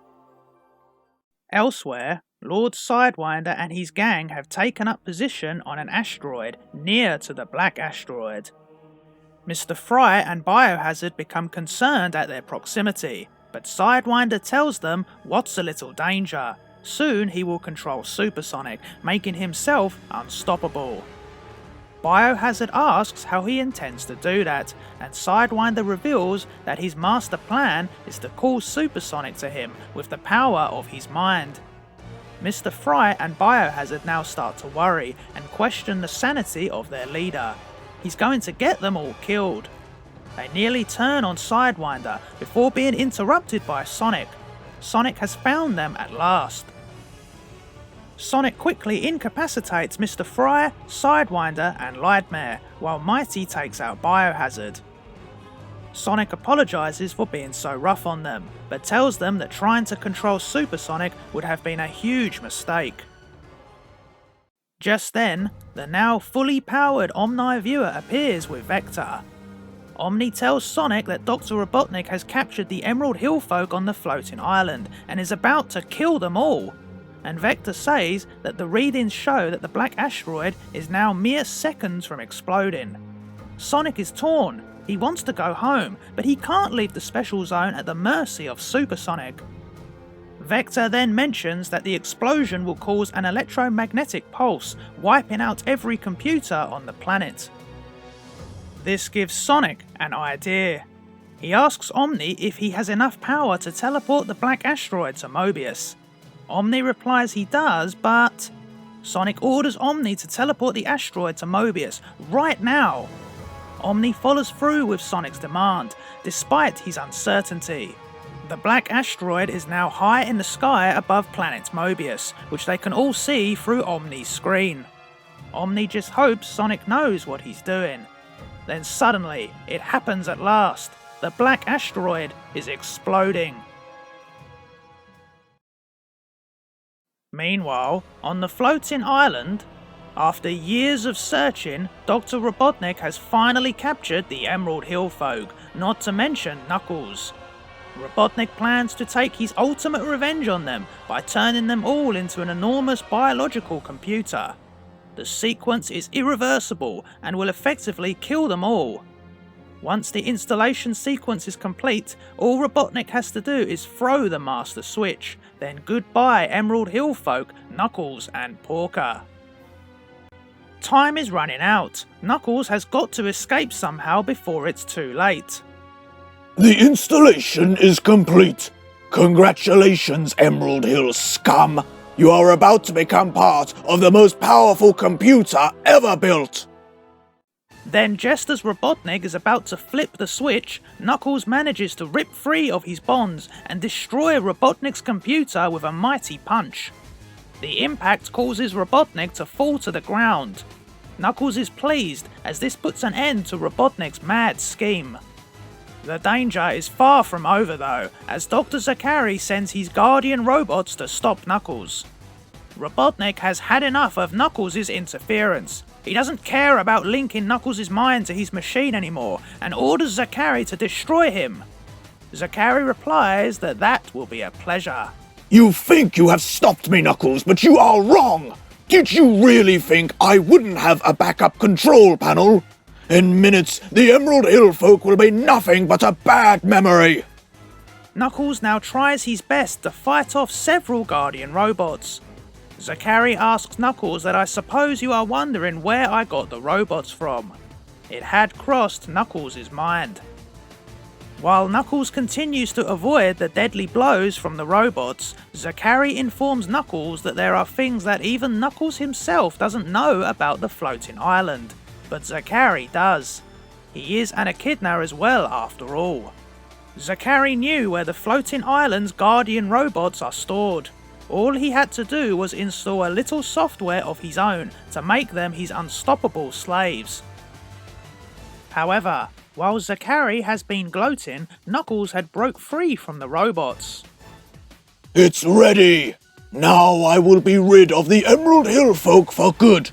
What a pity that ridiculous echidna isn't here to see my moment of victory! Knuckles dives towards Robotnik. He's going to hit him right in the face. However, Knuckles is blasted out of the air by Zachary's arm cannon.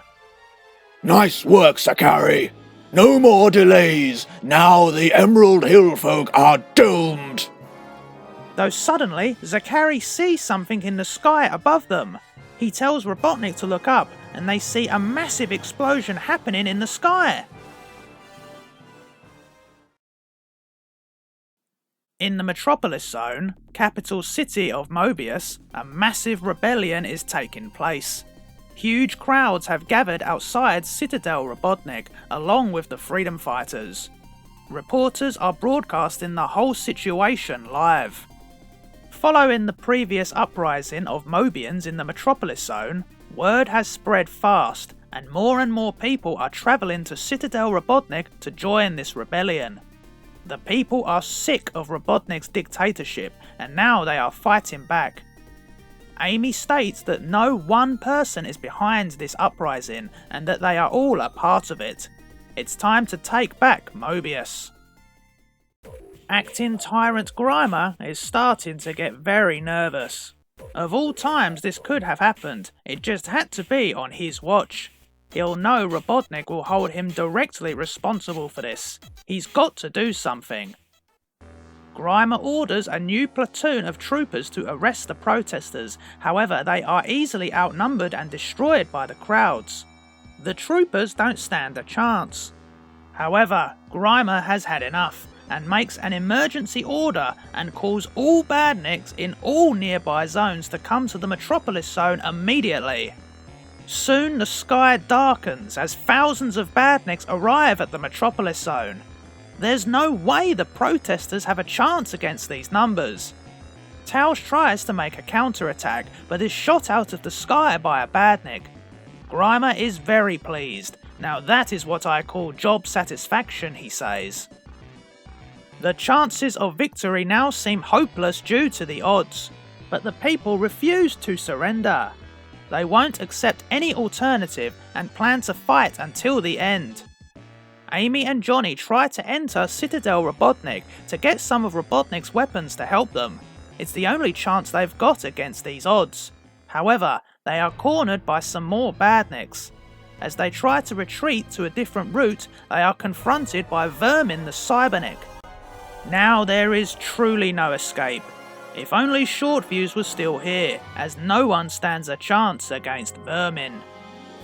Just as things look finished, Amy notices something above. She tells Johnny to look up. There is a massive explosion happening in the sky. The black asteroid can be seen exploding from across the planet. With Supersonic's return now imminent, the Doomsday clock has climaxed. The fate of Mobius hangs in the balance. The final victory is now. In the Special Zone, Sonic, Chaotix and Lord Sidewinder and his gang watch the black asteroid explode in the skies of Mobius through the viewing screen of the Omni Viewer. Omni asks Sonic why he had him transport the black asteroid to Mobius. Sonic explains that he ordered Omni to do this after finding out that the explosion was going to cause an electromagnetic pulse that would wipe out all computerized systems. Well, nearly all computerized systems on Mobius belong to Dr. Robotnik. However, Omni is quick to remind Sonic that now that the black asteroid has exploded, Supersonic will be free. Sonic hasn't forgotten and tells Omni to teleport him to Mobius right away.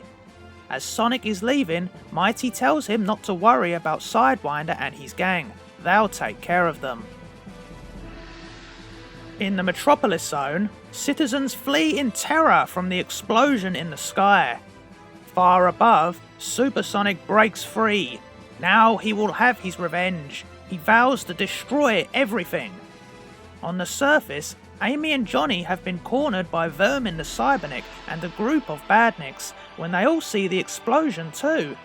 Suddenly, all the badniks fall apart, freeing the trapped Mobiuns inside. This is incredible, states Amy. If the same thing has happened to all the badniks in the city, then Robotnik's in big trouble. However, it is much bigger than what Amy thinks. It is not just the Metropolis Zone that badniks are falling apart. The electromagnetic pulse has travelled around the entire planet. All badniks and troopers, and just about anything that is controlled somewhat by a computer has failed and gone offline. Even Vermin the Cybernik is affected. Vermin quietly sneaks away before anyone spots him. Johnny checks on Tails, who was recently shot out of the sky by a badnik. Thankfully, he is okay. Sonic then reappears through the Omni Viewer. Amy is delighted to see him back, but Sonic's got no time to chat. He wants to know where Supersonic is. Above planet Mobius, the floating island is also affected by the electromagnetic pulse. Robotnik's biological computer is crashing, and the Emerald Hill folk are allowed to escape. No! What's happening? My wonderful biological computer is crashing! Robotnik realizes that the explosion has somehow affected his computerized systems, while Knuckles decides that if he's going to rescue the Emerald Hill folk, then this is his best chance. Meanwhile, back in Metropolis City, things are starting to happen. Supersonic charges towards the ground. When he's finished, there will be nothing left of Metropolis City except a pile of smoking rubble.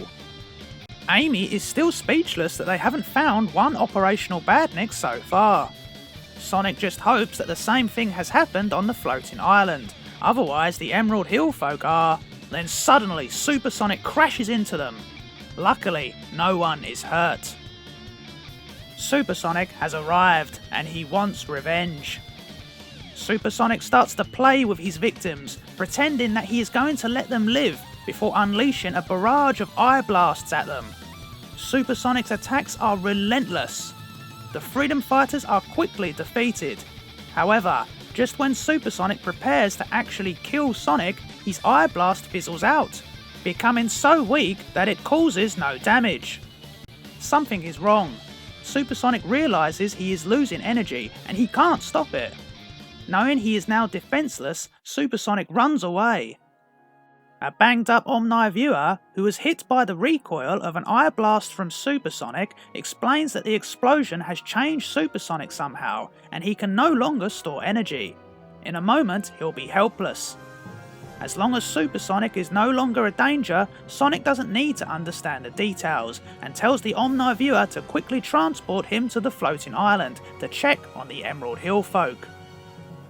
And as Sonic and the Omni Viewer fade away, the people begin to celebrate. The people of Mobius are free at last. But Amy is wise to point out not to forget about Dr. Robotnik. As long as he's on the run, anything can happen. On the floating island, Dr. Robotnik begins to realise just how much trouble he is in. Being a man with the IQ of 300, he has already realised that the explosion must have caused an electromagnetic pulse, which knocked out his biological computer. However, Robotnik panics about the damage such a pulse will have caused on Mobius. He tries to contact Grimer, but to no avail. Nothing is working. Robotnik informs Zachary that the Guardian robots are an ancient technology like the floating island. They cannot be affected by the pulse. As long as Robotnik is around the Guardian robots, he'll be safe at the very least. Zachary orders the robots to attack Knuckles. However, they don't move. Robotnik is puzzled, but Zachary realises that while the robots are unaffected by the pulse, it did knock out the modern software he used to control them. Robotnik's patience has reached its limit. Then use the weapons I gave you! Destroy Knuckles! Zachary and Knuckles now engage in battle. Zachary attacks Knuckles with his arm cannon, but Knuckles punches back. Zachary quickly retaliates, blasting Knuckles once again with his arm cannon. The fight moves outside. Zachary informs Knuckles that once he's out the way with, Zachary intends to take over the floating island for himself. Knuckles now pretends to be hurt to lure Zachary closer to him. But just as Knuckles is about to strike, Sonic arrives in the Omni Viewer. Sonic immediately charges at Zachary, knocking him down and damaging his arm cannon. Sonic brags that he arrived in the nick of time to save Knuckles once again. But Knuckles tells him to dream on, he was only pretending to be hurt. But Sonic points out that while he's arguing with him, Zachary is getting away. Knuckles doesn't think so, and slams his fist into the ground, opening a crater under Zachary's feet, which he falls into. Sonic grudgingly admits that the move wasn't bad, not as stylish as himself though. Suddenly, Knuckles realises something. Where's Robotnik? Just then, Porker and the Emerald Hill folk emerge from the building. Robotnik had tried to make a run for it but was caught. One of the Emerald Hill folk quickly improvised and used some rope to tie Robotnik's hands behind his back. He isn't going anywhere. How ironic that Robotnik was captured by the Emerald Hill folk, the very same people he has hunted and swore revenge on for years. All the Emerald Hill folk are free. Robotnik's plans are finished. He is brought before Sonic. I know you had something to do with that explosion that saved the Emerald Hill folk, but how did you do it? You've got to tell me! But Sonic doesn't have to tell Robotnik anything. His order-giving days are over. After all these years, finally, Dr. Robotnik is defeated. A glorious sunset falls over the Metropolis Zone on a day that many thought would never happen. Robotnik beaten at last. In the ultimate act of humiliation, Robotnik is paraded through the streets of the Metropolis Zone, led by Sonic. Thousands of people line the streets, hoping to get a glimpse of this momentous occasion. The man that has brought so much misery and pain to them is now before them, completely defenseless and alone. Robotnik for the most part keeps quiet and to himself, trying his best to ignore the insults from the freedom fighters. Elsewhere in the city, Super Sonic wanders around, powerless and confused. He encounters a friendly old lady who takes him in when he reveals he cannot remember who he is. Meanwhile, Robotnik's parading is about to come to an end. Sonic leads him to the central courthouse of Metropolis City. Sonic says that Robotnik will be trialed for his war crimes against Mobius and locked up and have the key thrown away. Ha! The final victory will be mine yet, Hedgehog! Sonic replies that Robotnik is just a bag of wind without his technology to back him up. It's over. Then, a massive clunking noise can be heard in the distance that appears to be getting closer. Tao spots something in the corner of his eye, then suddenly, Grimer arrives on a giant antique robot. This was the cause of the noise. While the robot goes on the attack, a nearby professor says it was stolen from the Museum of Mobian machinery and that the electromagnetic pulse didn't affect it because it is steam-powered. Grimer rescues Robotnik and sets the machine to attack the freedom fighters and anyone in the surrounding crowds. Sonic now has to try and save the Mobiuns in danger. Quick, we must escape while the machine distracts them! An enraged Sonic has had just about enough and smashes the machine with a super spin attack at full power. Sonic states that it was time he reminded it that the Age of Steam is history. The professor is upset. That machine was a valuable antique, but Sonic is now beyond caring and replies that now it's a construction kit to keep you busy on a rainy day. The seriousness of the situation has now set in, as Amy informs Sonic that Robotnik and Grimer got away. Sonic knows that they must now catch Robotnik at any cost. If Robotnik gets his technology back online, he will not hold back. He will want blood, and we will see a wrath like never before. The freedom fighters will be finished. It's a race against the clock. The dramatic conclusion is about to unfold. Evening falls, and Sonic and the freedom fighters desperately search the streets of the Metropolis Zone for Robotnik and Grimer, but to no success. The streets are littered with nothing but dead badniks and troopers. Sonic regroups with the others. Amy confirms they've searched every street. There's no sign of Robotnik. But Tails has managed to capture the defenseless Vermin the Cybernik. Johnny guesses that Robotnik would try to return to Citadel Robotnik, but they've got civilians guarding every way in. Sonic reckons that maybe we've missed one. Suddenly, Sonic realises that they could have gone through the sewers. Robotnik could get anywhere by going underground. Sonic then immediately runs back to the Citadel, hoping there's still time. Meanwhile, Beneath Citadel Robotnik, in the emergency generator room, Grimer frantically attempts to manually power the generators. Crank up the power, Grimer! Put me back online, and I will rule again! Just then, Sonic smashes in through a wall just in the nick of time and kicks Grimer out of the way. However, Sonic begins to wind up the turbines himself. The Citadel's systems start to come online. Grimer doesn't understand. Sonic's actually helping them. Quiet, you fool! Sonic obviously doesn't realize it yet. That Spikeball can't know what he's doing. In seconds, my weapons will be powered up, and I will exterminate all those who dare to oppose me! But Sonic knows exactly what he's doing. He's charging up the generators so fast that he's causing the power core to overload. The screen in front of Grimer explodes as Robotnik shouts at Sonic to stop. But it's no good. The core has been overloaded so much that everything is gonna blow. Grimer desperately begs his master to escape back into the sewer before it's too late. No, my beautiful Citadel!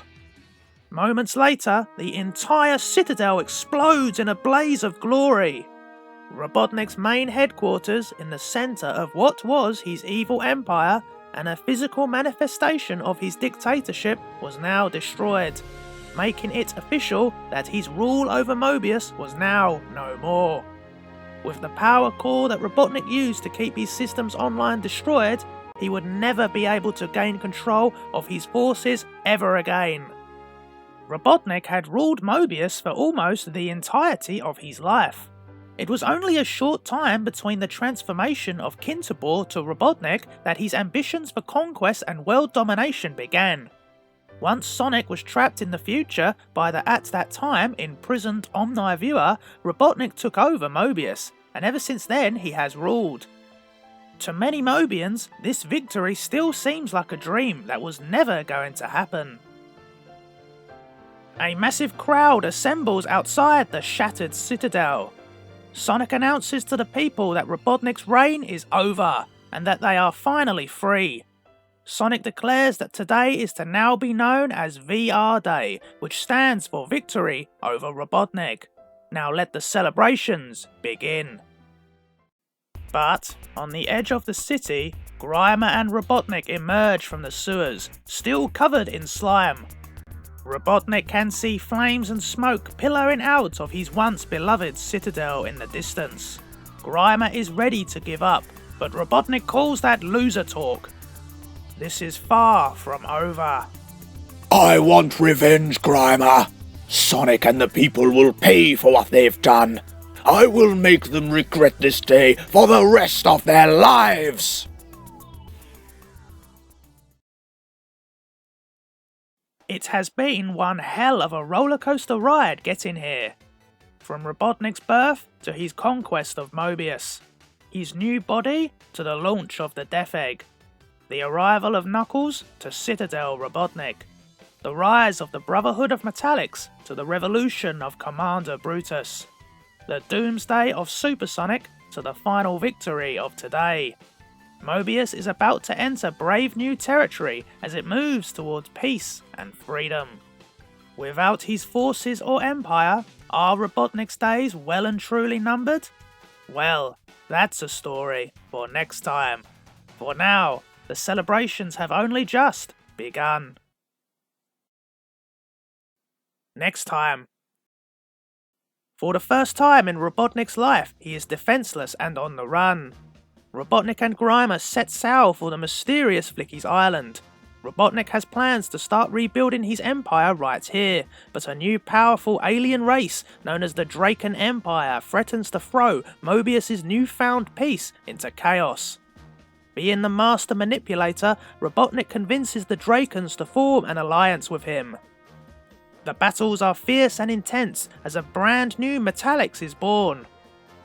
Sick of how he has been treated, Grimer does the unthinkable and betrays his loyal master. Then, Robotnik unleashes his ultimate master plan, resulting in Mobius-shattering consequences. Next, on the complete history of Dr. Robotnik Part 4, On the Run to Godhood, The Journey of Dr. Robotnik.